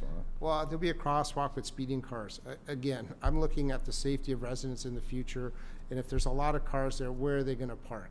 And the other thing, I didn't see a design of this. Was there a design included? Like, how many parking spaces are going to be for the park? I know it talked about a parking lot of a cost of, well, originally 115,000, and it was dropped down to 80,000. How many parking spots will that be providing? Maybe Can staff answer that question? Through you, Mr. Mayor, the design is on our website. And if you give me a sec, I will find it and count the parking spots for you.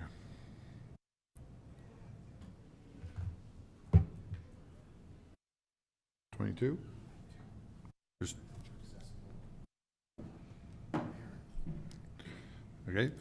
22 parking spots, 2 of which are accessible. And if 26 cars are there, what happens? Like you said, they are going to park on the edge of Beaver Dams Road. Yes, which is a heavily traveled, fastly traveled road, and that's my concern. Thank you. Councillor Sentence. Yeah, thank you, Mr. Mayor. We have been talking about this since when I was my last term, my first term, and I remember you guys talking about this the previous term. We had the land donated. It's in the Parks and Rec master plan. This was a very highly popular idea to be in there. We had the land donated to us, and I know it's over budget, but 2 years ago, everything slowed down with COVID, and now you've got higher prices. But I think this is another nice piece of and donated land of the puzzle for Thorold, that you have something else you can do in Thorold. Maybe maybe on Beaver Dams, we make it no parking, or talk to the region and make it no parking where we can make it no parking on roads. And if you can't get a parking spot, well, then you can't go to the dog park that day. But I will fully support this, and I think it's a great idea and a long time coming. Thank you. Thank you. Councillor Hanley. Thank you, Mr. Mayor.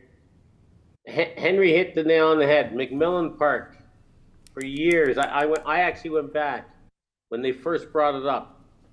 We have parking, plenty of it. Got a parking lot right where the pool used to be. There is already an existing fence there, and there's another by fence just beyond it now. I had mentioned at the time there's actually 3 existing gates, 1 gate off of Carlton Street, 1 gate off of Regent Street, and 1 gate that's at the back of the park where you could access off of Chapel Street. You could have actually just put in 4 pieces of fencing, 1 across on the Carlton Street gate, from 1 fence to the other with a gate, 1 on the Regent Street with a fence across. There's already 2 existing fences with a gate, and then have the gate in the back. The city already owns the land. We wouldn't have to spend $500,000. I brought that up during the meetings, not once in any. And I know we talked about Beaver Dams Park and that stuff in Beaver Dams area there, the park there, and nobody wanted it there. Safety, I tell you, I concur with Councillor D'Angelo on that stuff. Safety, highly traveled road. I travel it twice a day, 4 or 5 times a week, early in the morning, later at night, always busy. Parking, how many people have dogs in the city? You know, hey, it's sure we got the land donated, but just because we got the land donated, I don't think we can look at all the other options. And you know, we are where we're at, but it's the money cost with.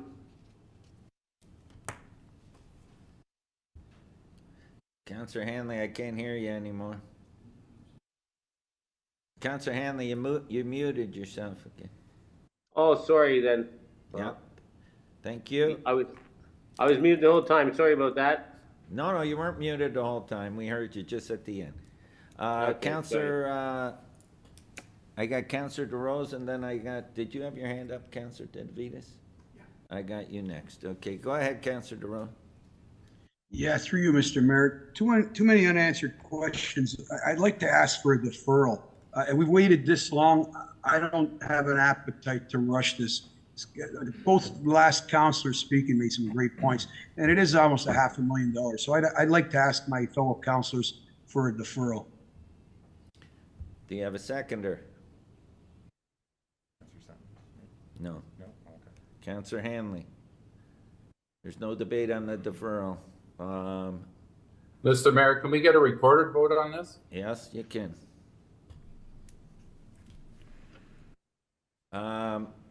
This is just a vote to defer the report. I had a mover, Councillor DeRose, seconder, Councillor Hanley. Go ahead. Just a clarification, Mr. Mayor, on a deferral, is there a time or a specific meeting you're looking to defer, or just defer for more information? This is the one thing that we can seek clarification on.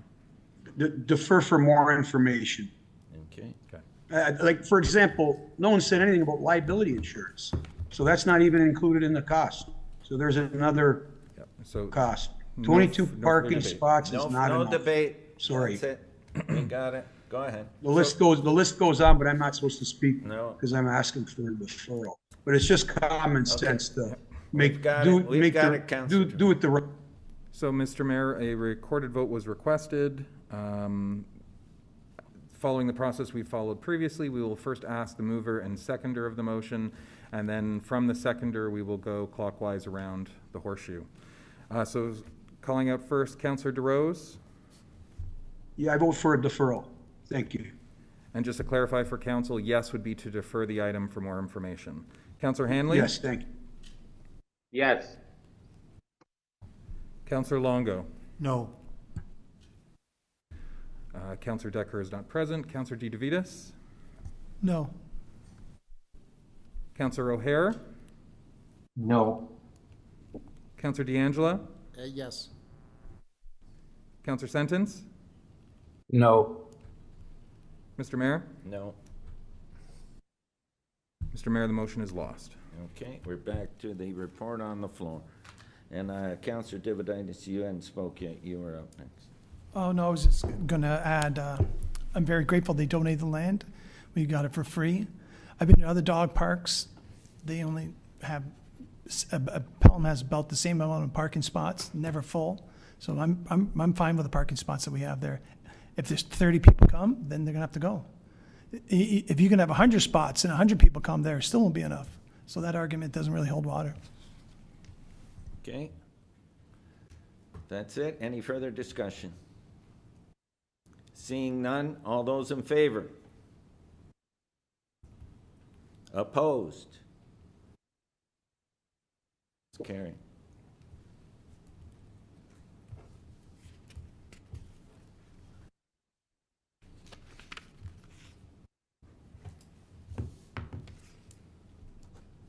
Okay. 11:15, PWCS 111-2023 multi-use path maintenance agreement, Niagara Region. Who pulled that one? Councillor Longo, go ahead. Thank you, Mr. Mayor. As you're aware, this came up a few years ago, and I had some questions about it, so I have some questions again. This is the multi-use path that runs from the Walker facility, I guess, all the way down to Collier Road. And I believe we already agreed to do the maintenance and so on this. Is this an annual agreement, or is this something different? Go ahead, Jeff.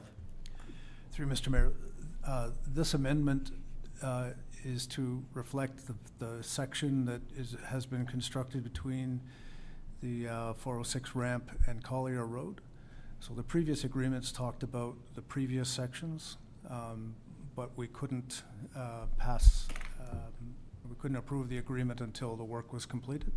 So now that phase is now complete and the warranty period has expired.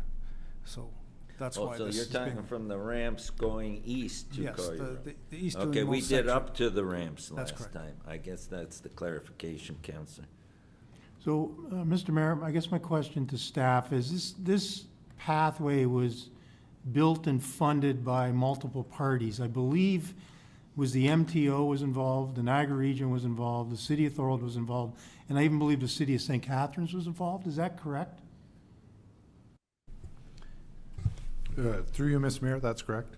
Okay, so my concern, and I brought this up a few years ago, and I'll just throw it out to council.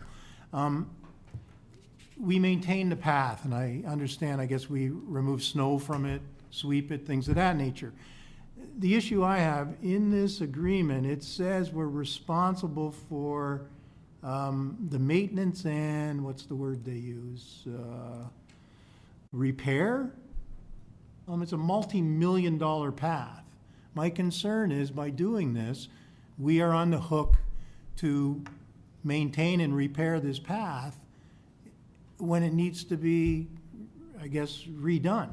And that was my concern a few years ago, and I was told, well, I was outvoted, but I'm going to bring it up again. I think we need to look at this agreement with whoever we're signing it for and agree to maintain it from a user standpoint, but to repair it and update it after 20 years, we're on the hook for a large sum of money. So that's my concern, and that's why I brought it up. So I won't support the way the agreement's written in this fashion unless somebody can tell me why I should. Okay, staff, is there anyone in staff who wants to speak to that? Mr. Mayor, so this was a decision that was made by council of the day that with financial assistance it would be built and the city would assume the maintenance and the perpetual responsibility for it. So if this is a reversal of council's position on it, we can certainly take it back and ask the parties to reconsider, but I mean, that was the original deal. That was the deal, okay. Go ahead. Councillor D'Angelo, go ahead. Yeah, I would concur with Councillor Longo. Again, I wasn't here when the original deal was signed, but it sounds like a bad deal again. We should have got one of the Canada Summer Games deal where everyone chips in and then at 20 years it gets rebuilt by all four partners. Here it falls on Thorold's hands. I know that everyone wants to take these great initiatives on, but then at the end of the day, when they have to be redone or there's damage to them or even the maintenance will over time go up in prices, it's going to cost us more and more money. I guess my question to this is, do we have enough staff to maintain all our other sidewalks? Like, where does this list fall on the list? Gee, Mr. Mayor, a couple questions. Where does this fall on the list of priorities of what gets done first? Do we do the school areas first, the sidewalks, and then we go plow this? Or is this part of the first response out there? So I sort of need to know what's going on there, because that also influences the cost of maintenance. If it's something that we do later, but make our high priority, especially around schools, to me that's very critical. But maybe if I could have that question answered. What's the process on the pass? I think, who wants to, is Steve here? Thank you. Through you, Mr. Mayor, to Councillor D'Angelo. We currently have 4 machines that head north, south, west, and east to do winter control, winter maintenance on sidewalks and pathways. So as soon as the snow starts to fly, they are deployed heading east as well, so to maintain that path. Okay, and a secondary question is, I know only this is up to Collier Road for this agreement. is this going to now extend from Collier Road all the way to, say, White Avenue or to that end? Because we haven't completed the path yet there, and I'm sure there's going to be an additional path that keeps going. So the cost will just keep going up in price as we move along. Is that correct? That will. You are correct. There is a multi-use path on that, on the next extension, correct? Yeah. Yes. So because it lands on Thorold's side, we're responsible. Like, I think especially with the city of St. Catharines there, they dodged the bullet, another one. And the other end users, Brock University and the region, they dodged bullets too. And same with the MTO.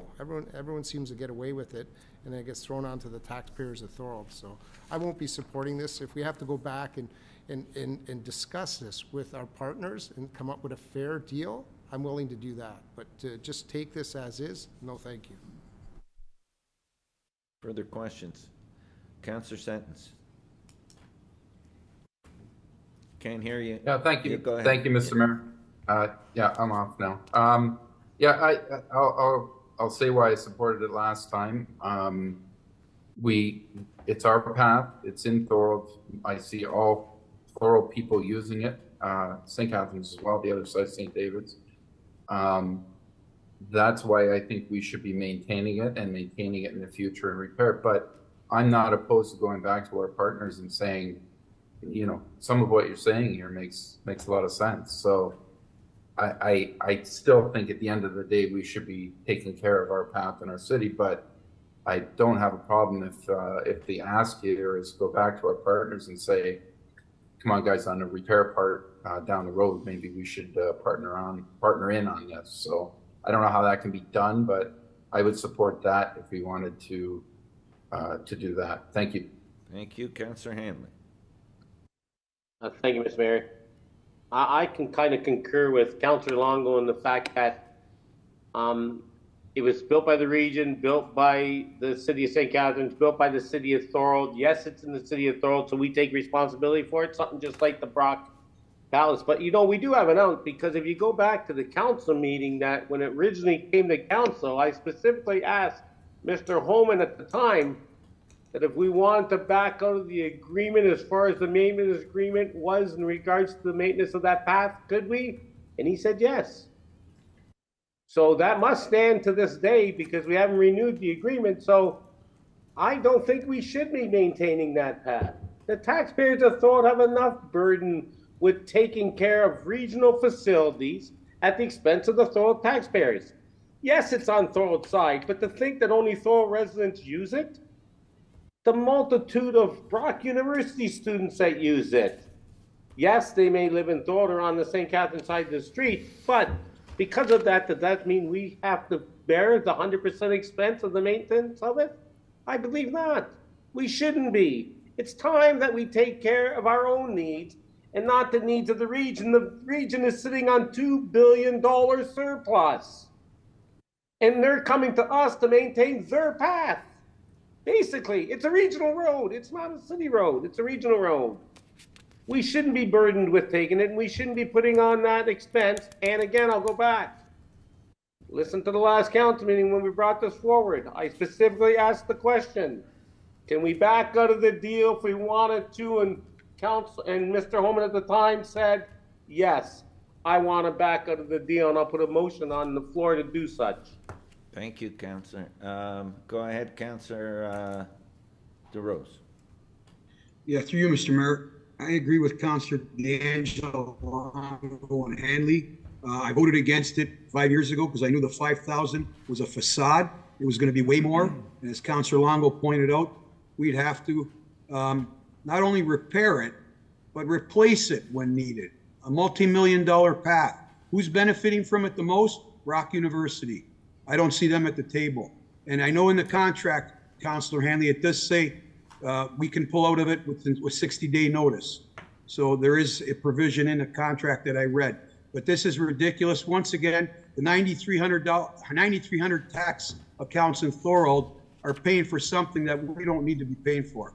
So I'm totally against it. Thank you. Thank you. Okay, any further discussion? Go ahead, Councillor. Mr. Mayor, I just want to clarify my feeling exactly on this. It is a regional road, but it's a path that's put on Thorold's property. I agree with snow maintenance, snow removal. I agree with sweeping. My issue is the repair and maintenance and possible replacement. That's my issue. And again, I think if our partners, and we discussed it with them and agreed to something, I would be happy. Again, we have regional roads that run through the city of Thorold.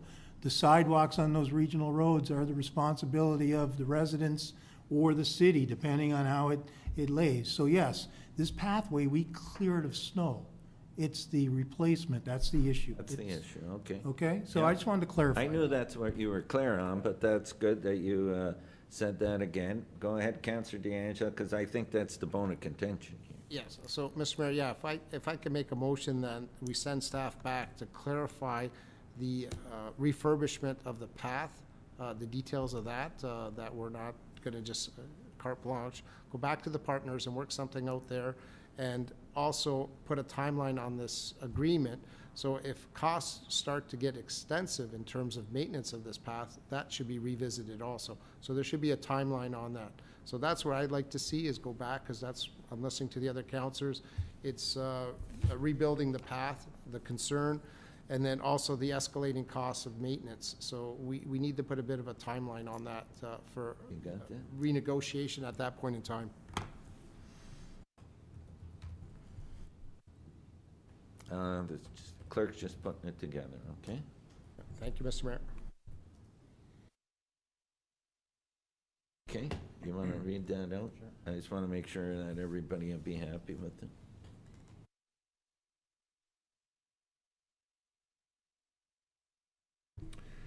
Okay, so Mr. Mayor, we have, sorry, do we have a seconder for the amendment? I see Councillor Longo. Thank you. The desire of council to reject the motion to approve the agreement would be contrary to the purpose of the motion itself. So my recommendation is, as we're reviewing this, if council wishes to reject the approval of the agreement, that they just defeat clauses 1 and 2 and deal with those two separately. And if they wish, we could then approve the following two, which would be that staff be directed to review the maintenance agreement with the original partner organizations with a view to amending the agreement for shared long-term maintenance and repair responsibilities, and that the review include a timeline for additional review concerning escalating costs on maintenance. Mr. Mayor, instead of trying to defeat something, can we just put 1 and 2 be deferred until staff meet with the original partner organizations? So, Mr. Mayor, unless somebody hasn't spoken, they can't move a deferral. Well, Mr. Mayor, just for my clarity, I'm not deferring the whole motion. I'm deferring 1 and 2 until actions 3 take place. So how do you want to do that? I would still recommend, Mr. Mayor, that clauses 1 and 2 be defeated. It does not prevent them from coming back with an amended agreement or even the same agreement. Okay. That way, we're sending them back, and then whether they come back with the same agreement or amended agreement, then we deal with it at that time. That's the clerk's recommendation, and I agree with that. Okay? Okay. So. Sorry, Councillor Sentence has his hand raised. Go ahead, Councillor Sentence. Oh, sorry, Mr. Mayor. So just so I understand this, we are going to continue maintaining the path. If there's a snowstorm tomorrow, we're going to continue maintaining the path until we get this information, and something will come forward later. Is that the idea, Councillor DeAngelo? That's the will. Yes, so it's supposed to be uninterrupted here, but just negotiate and work this through, at the same time still providing the service that's required. Okay, thank you. Okay. So what do you, you want to, how do you want to proceed with the vote? So what I might recommend is that you put clauses 1 and 2 on the floor to begin with, and then if council wishes, they can defeat that.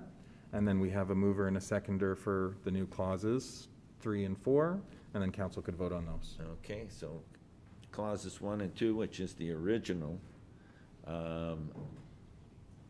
Is everybody aware if the path forward? If you turn that down, then we vote on 3 and 4. okay? So clauses 1 and 2, all those in favor? Opposed? It's defeated. Now, clauses 3 and 4, which were the clauses up there, do you want them up again, or is everybody good with them? Okay, we had a mover, Councillor D'Angela, a seconder, Councillor Longo, on the amended with the 3 and 4. All those in favor? Opposed? That is carried. Okay.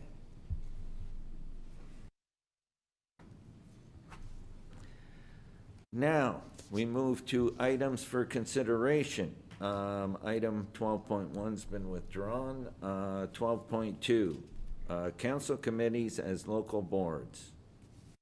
Can you move her in a second?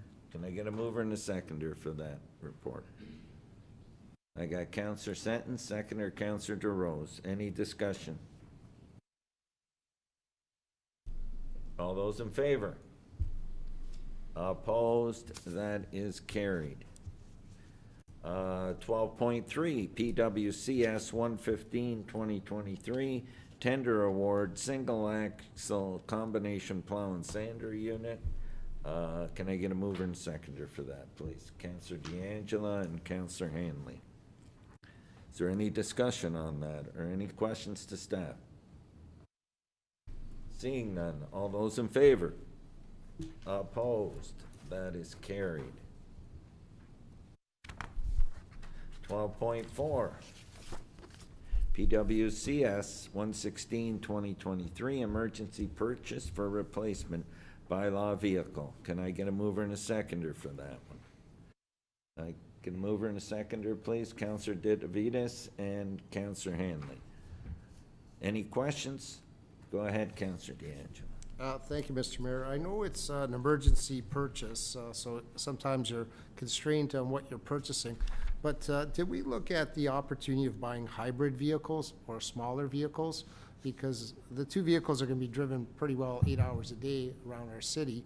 And in terms of hybrid, they get better mileage. They tend to last a little longer. Is that something that staff looked at? Jason, can you answer that? Has that come through you? Who'd that come through? Right? Public Works. Dave, yeah, sorry, Mr. Mayor. I believe the author of this report was the manager of Public Works, but I don't see him with us today, so it's something we could come back to council with possibly.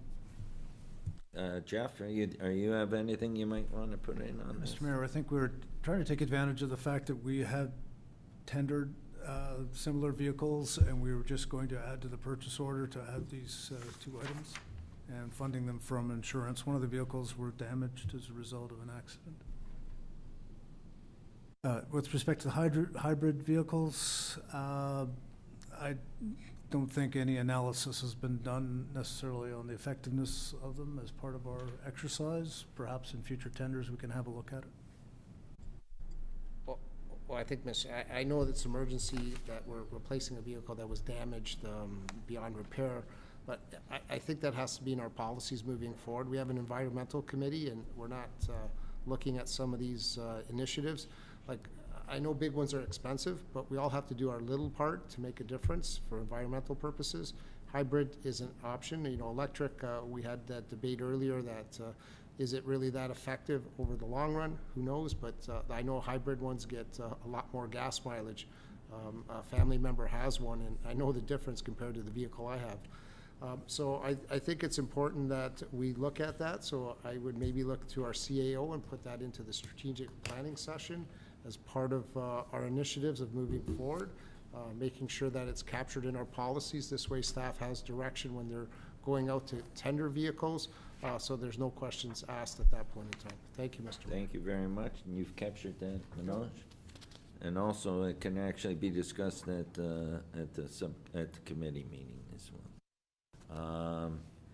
Okay, so did I get a mover and a seconder on that? I do have it. All those in favor? Opposed? That's carried. PWCS Lock 7 repair project budget overrun. 122-2023. Can I get a mover and a seconder, please? I've got Councillor Ditavitas and Councillor DeAngelo. And any questions to staff regarding this? Go ahead, Councillor DeAngelo. Well, it's regarding Lock 7, not necessarily that report there, but just when I did take the visitors from Omni to different parts of Thorold, I did notice now with the tree foliage gone that the graffiti at the bottom is getting a little extensive. We have a mural there, so I'm not sure how we can direct staff to maybe look at how we can do some repairs to the mural. It's starting to get vandalized in terms of graffiti, and maybe clean that up a little bit, because we don't... Is the graffiti on the bridge itself? Well, at the lower bridge where the mural is, we have the graffiti mural at the bottom, but they're starting to put graffiti on the graffiti mural, which is defacing it, right? So, and then along underneath the train bridge, there's also more graffiti there. I know it's a battle, but it's one of our prime locations where tourists come. I know it's wintertime, it's not as busy, the Seaway is going to be closing down, but I think it's something that we really have to look at to make sure it's presentable, especially in the springtime to kick off the season. So I'm not looking for an answer right now, but I'm looking for an answer of what we're going to do so it doesn't get worse and to improve what it looks like. Thank you. Point well taken. Okay, any questions regarding this report? Seeing none, all those in favor? Paul? Sorry, Councillor Handley has. Hanley, did you, Councillor Hanley, do you have a question or you're just voting? We can't hear you, you're muted. Just voting, Mr. Mayor, sorry there, touch the hand. No, that's okay. I was seeing how observant you were. No, it's all good, all good. All those in favor? Opposed, that's carried. Okay. We've got notices of motion. Is there any notices of motion? Go ahead, Councillor Hanley.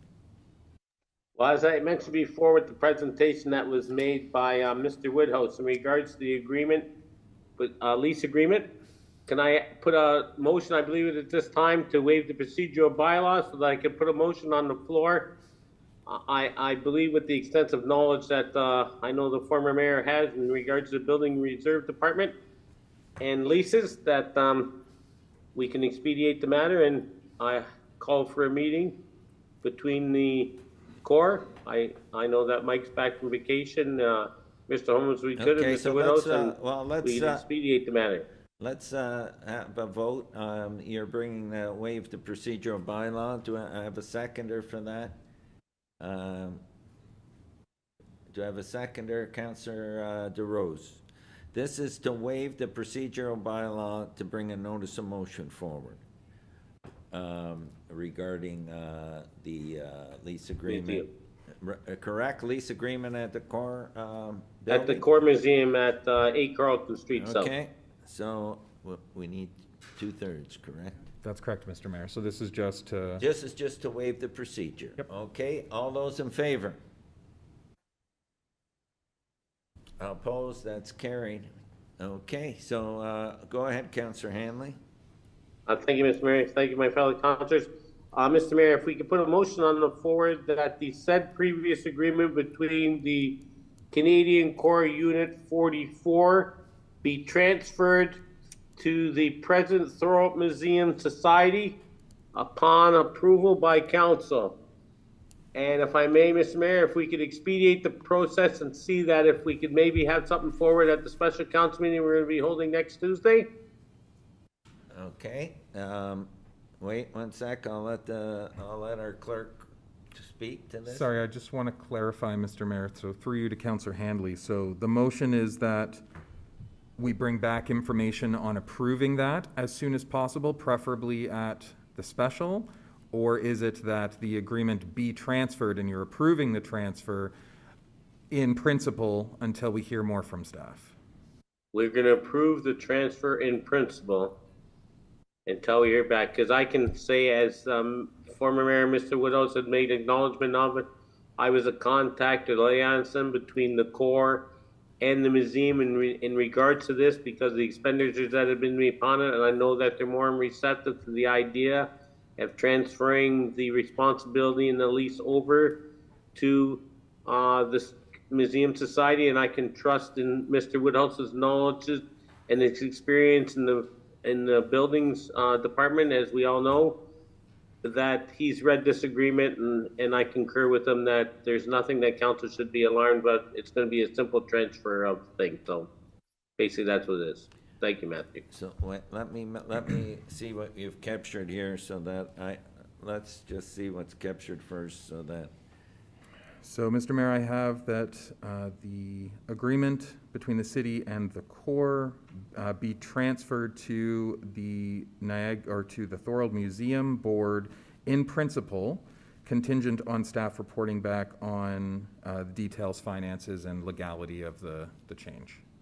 And that would be. Yes. And they would report back when? And if we could have a report back for the next meeting, as Mr. Woodhouse had made mention to, that the expedience of this is important to them, so they could proceed and take occupancy of the building. So are you talking about before our special council meeting next week or next council meeting? At the special council meeting of next week. Thank you. So, Mr. Mayor, first I'd look for a seconder. And then, so you've heard that. Is there a seconder for that motion? Councillor D'Angelo. Okay. Mr. Mayor, I would just recommend going to staff on the feasibility of getting this information back for the special. Agreed. Okay. Is it feasible to get that information back a week from tonight? Because that's when the special council meeting is.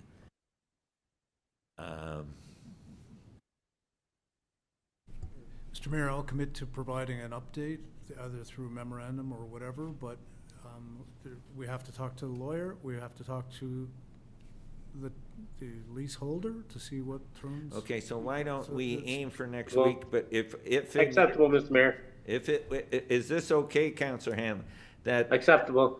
If they can't get it for next Tuesday, then it'll come at the next council meeting. Is that acceptable? It'll have to be acceptable, Mr. Mayor, Thank you. Thank you. Okay? So, the clerk will advise us prior to the meeting next week if it's going to be on the agenda or whether it's coming to the next council meeting. Okay? I appreciate the due diligence. Okay, now we'll open the floor for discussion. Oh, I need did we get, we got a seconder, Councillor Seconder, Councillor Now we're open for discussion. Go ahead, Councillor D'Angelo. Thank you, Mr. Mayor. I was just going to mention that I'm not sure, when's the next council meeting? 3 weeks from tonight. Okay. Exactly. December 12th. Hey? December 12th. Okay. December 12th. All right, so we have I was going to say if the report could come sooner, we could always have a special meeting. I know if it's not ready by Tuesday, maybe the following Tuesday, 2 weeks, or 3 weeks. Like, I'll leave that in staff's hands, but keep that option open. The other couple items, I don't know if you want to wrap them up in this or a separate motion, because there was a couple other asks. One about getting a counselor put onto the committee, and then the other one was some reporting changes in how the finances can be moved around in terms of they have no funds to spend, so they can't spend the money, so they can't get the money from the city from their budget. So this is something I think the committee needs to work with finance. I think that I was going to say they've already had a preliminary meeting, and is that something that's going to be worked on moving forward? Through you, Mr. Mayor, I haven't seen a budget from them, so I have no idea what they're asking. Okay, so they need to sit down and talk. Well, all I'm asking for is that we can direct staff to work with them to make sure that comes forward, and a staff report comes at the earliest opportunity once the parties have met to discuss what issues and what can be resolved. Okay. Yeah, that was and one. And the other issue of the appointment of a counselor, Councillor O'Hare put his name forward, but we need to have a formal way that whether someone else. What I was going to suggest is Councillor O'Hare, if he's interested, he could shadow the board, and we could have that come back at the next council meeting with a resolution from the clerk regarding that, so we could deal with it at that point in time appropriately. So my only comments on that, Mr. Mayor, is there's certainly nothing wrong with Councillor O'Hare attending the meetings informally. However, the recommendation was essentially the creation of an agency board or commission of the city, which has a number of legal and other aspects that need to be considered, and I would suggest that needs to be done alongside any budgetary issues, because treating it similarly to the creation of the library board is not as simple an issue as it was posed to the council tonight. So I can't guarantee a timeline in which we could get back a legal review of that and have a proper recommendation. So I would recommend council hesitate in nominating anybody to that committee prior to the decision of whether or not it's going to be a true board or commission of the city. Mr. Mayor, I'm fine with that. That makes Okay. logical sense that we work through that. Go ahead, Councillor Longo. Thank you, Mr. Mayor. I'll just make a comment. I worry that all three asks are not that simple. That's my concern. I can't remember the wording. We're going to accept the transfer of the lease in principle? That means nothing. It means absolutely nothing, right? Why don't we just get staff to do a proper report on all three asks, okay? Member of the board, budget issues through finance, and a transfer of the lease or a new lease. Let's do it properly. I understand they say there's a timing issue here, but, and I respect that, but this has been going on for quite a long time. Do it properly so we don't have to worry later about rushing into something. That's my feeling. So I won't support Councillor Hanley's ask the way it's worded. I would ask that it would be changed to get a wholesome staff report, whether it takes 1 week, 2 weeks, or 3 weeks. But let's do it properly. That's my Councillor feeling. Hanley, are you okay with that? Oh, yeah, well, let's be reasonable. I can understand that, but if I'm asking for everything for right off the bat. But if we have it to 3 weeks, I think by December 12th, if we look at everything that's asked in the three, as Councillor Longo's mentioned, I think 3 weeks is a feasible time frame that we can have something forward to council on December 12th. I can be acceptable to that. So you can be acceptable to this amended motion which Councillor Longo brought forward and Yes. in the 3-week horizon. Am I correct? Yes. Okay, so let's And address all three issues at once, as Councillor Longo said, instead of trying to deal with each one individually. Okay, I think that makes sense. Councillor, let's make sure we got this right because I want everybody to be on the same page.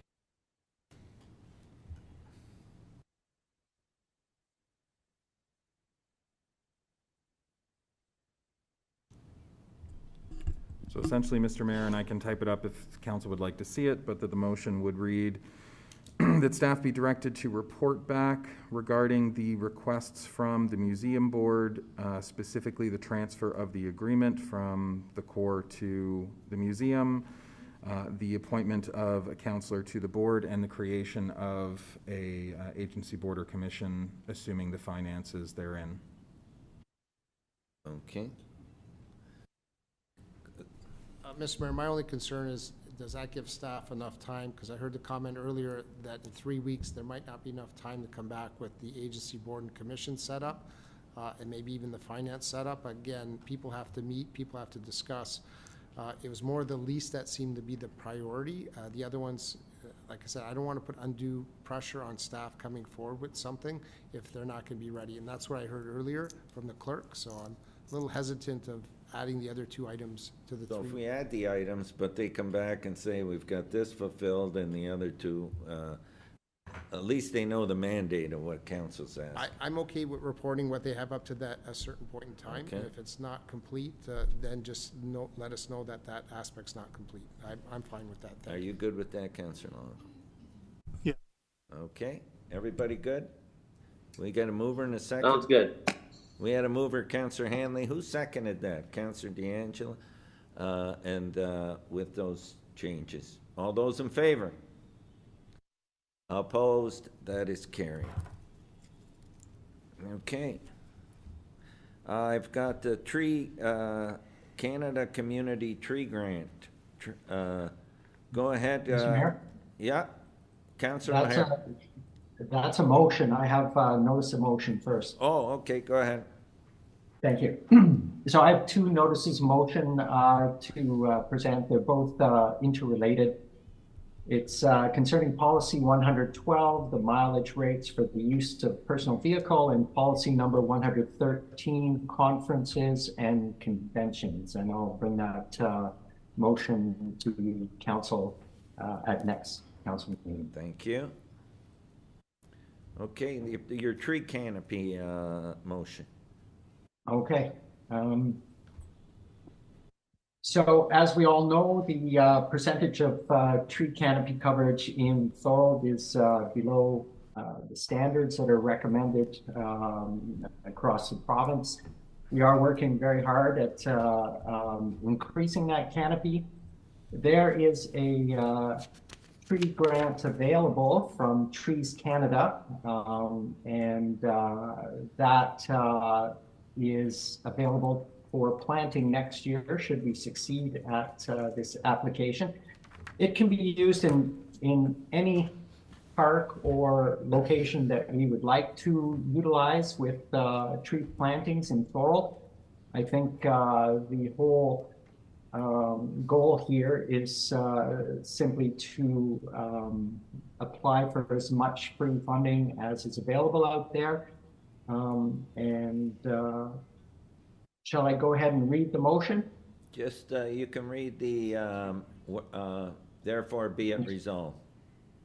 Okay. Now therefore be it resolved that the Council of the City of Thorold hereby enacts as follows, that staff be directed to submit an application for the Tree Canada Community Tree Grant, Tremendous Communities, that staff be authorized to seek up to the maximum $10,000 from the grant to support initiatives that align with the aforementioned environmental and community benefits, and that the City Council and staff acknowledges the urgency of the matter as the application period for the Tree Canada Community Tree Grant Tremendous Communities closes on December 3rd. Thank you. And do I have a mover for that motion? I mean a seconder, sorry. Councillor Dedivides. Okay, any discussion regarding the motion? Seeing none, all those in favor? Opposed? That is carried. Thank you. I've got a statement by Councillor from Councillor DeRose. Yeah, through you, Mr. Mayor. I just wanted to vent. I just want to talk about what's going on regionally with spending. I think it's out of control. I don't understand why we don't set a target of inflation, even if it's inflation plus something. Because when municipal regional spending is not in line with inflation, it raises question about the effectiveness of elected officials whose duty it is to protect taxpayers that voted for them. Our tax base is growing every year. There's thousands of new homes being built. People are moving here. Like you say, we're the 4th fastest growing city in Ontario, 8th fastest in Canada. And property tax increases are resulting in record revenue. And we continue to increase property taxes because we can. This is clearly not sustainable.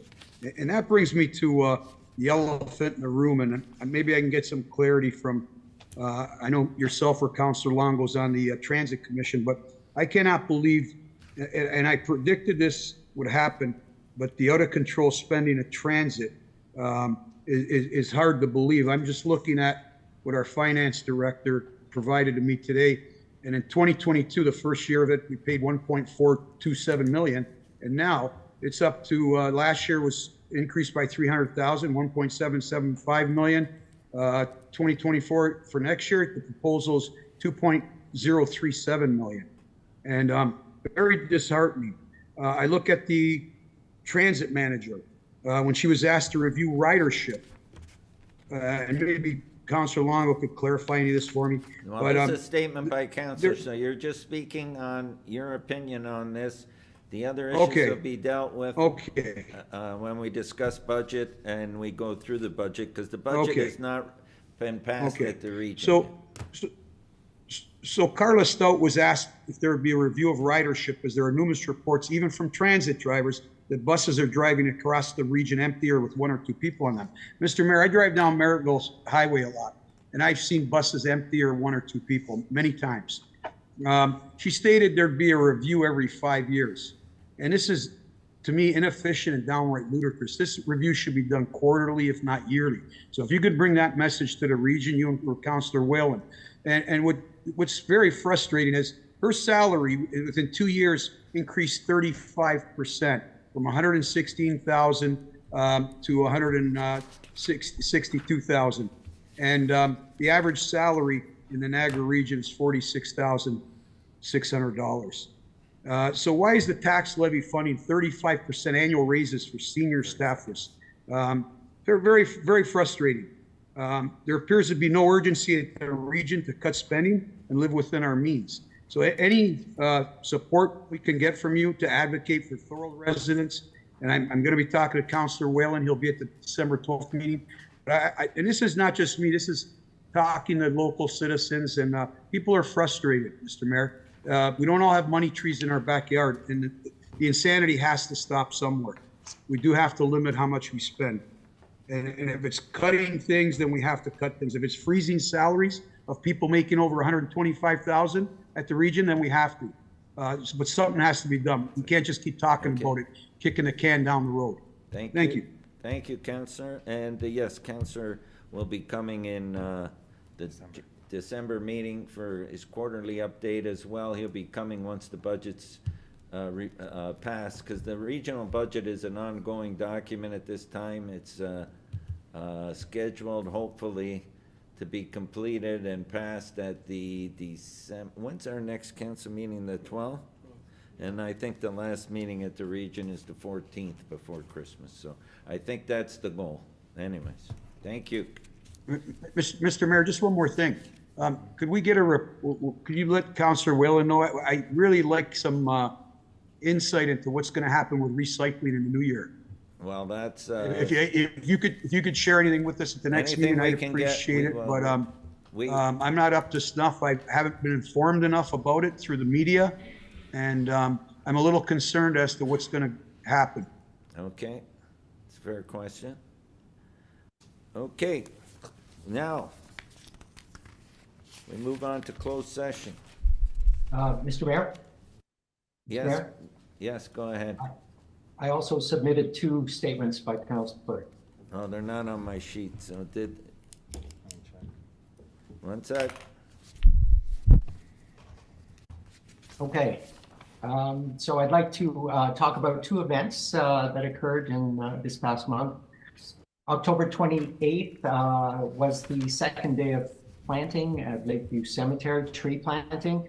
We had a beautiful day. We planted another 200 trees, and altogether that makes 500 trees that we have added to the cemetery to help beautify it, to help provide food and shelter, and of course help clean the air. So that's been a great success, and I have to thank Carrie Royer and Katie Sokolowski from NPCA for all the hard work they did in arranging these free trees that came to Thorold.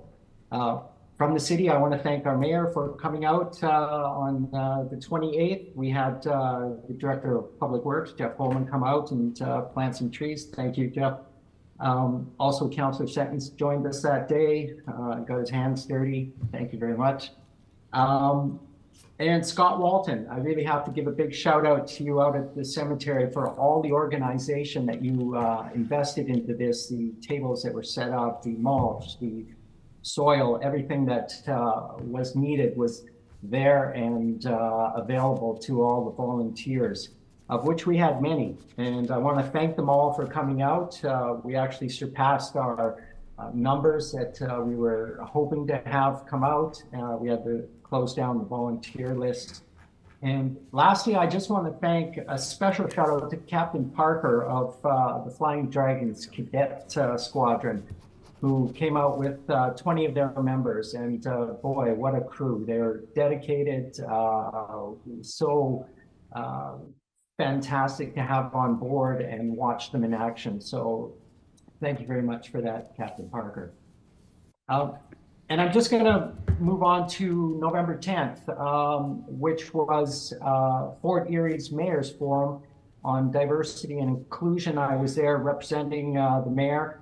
And this was an amazing event. It was well attended, over 200 participants from Niagara region. And the key message here is that diversity and inclusion is central to building strong communities and strong workplaces. This is something that we all need to be aware of. I have to salute the city of Fort Erie for their steps that they have taken to towards including equity, diversity, and inclusion on the front burner of their life in Fort Erie. I think they're creating a great model that we will be able to follow and implement here in the city. Why? Well, diversity strengthens relationships and workplaces and community through multiple perspectives. We have to remember that we're not alone anymore. There's many people that live together. The more people that come together and share ideas will help contribute to a stronger community, a stronger city, and a stronger workplace. So I'd really like to hope that we can do some further work with our Equity, Diversity, and Inclusion Committee, and one day also present a policy to our council here to add that to making our city better. Thank you, Councillor O'Hare, and yes, you were on my, you weren't on my list, but you had submitted those two things, so. Okay. Yes, thank you. Okay, closed session. Before I ask for a mover and a seconder to go into closed session, I would like to remind you of your obligations respecting closed session. Those who are participating electronically in the closed session must ensure that no other person is in the location from which they are taking part in the meeting, or make appropriate arrangements so any other persons cannot see or hear any of the confidential deliberations taking place. If it is not possible, you must withdraw from the meeting until it is reconvened in open session. The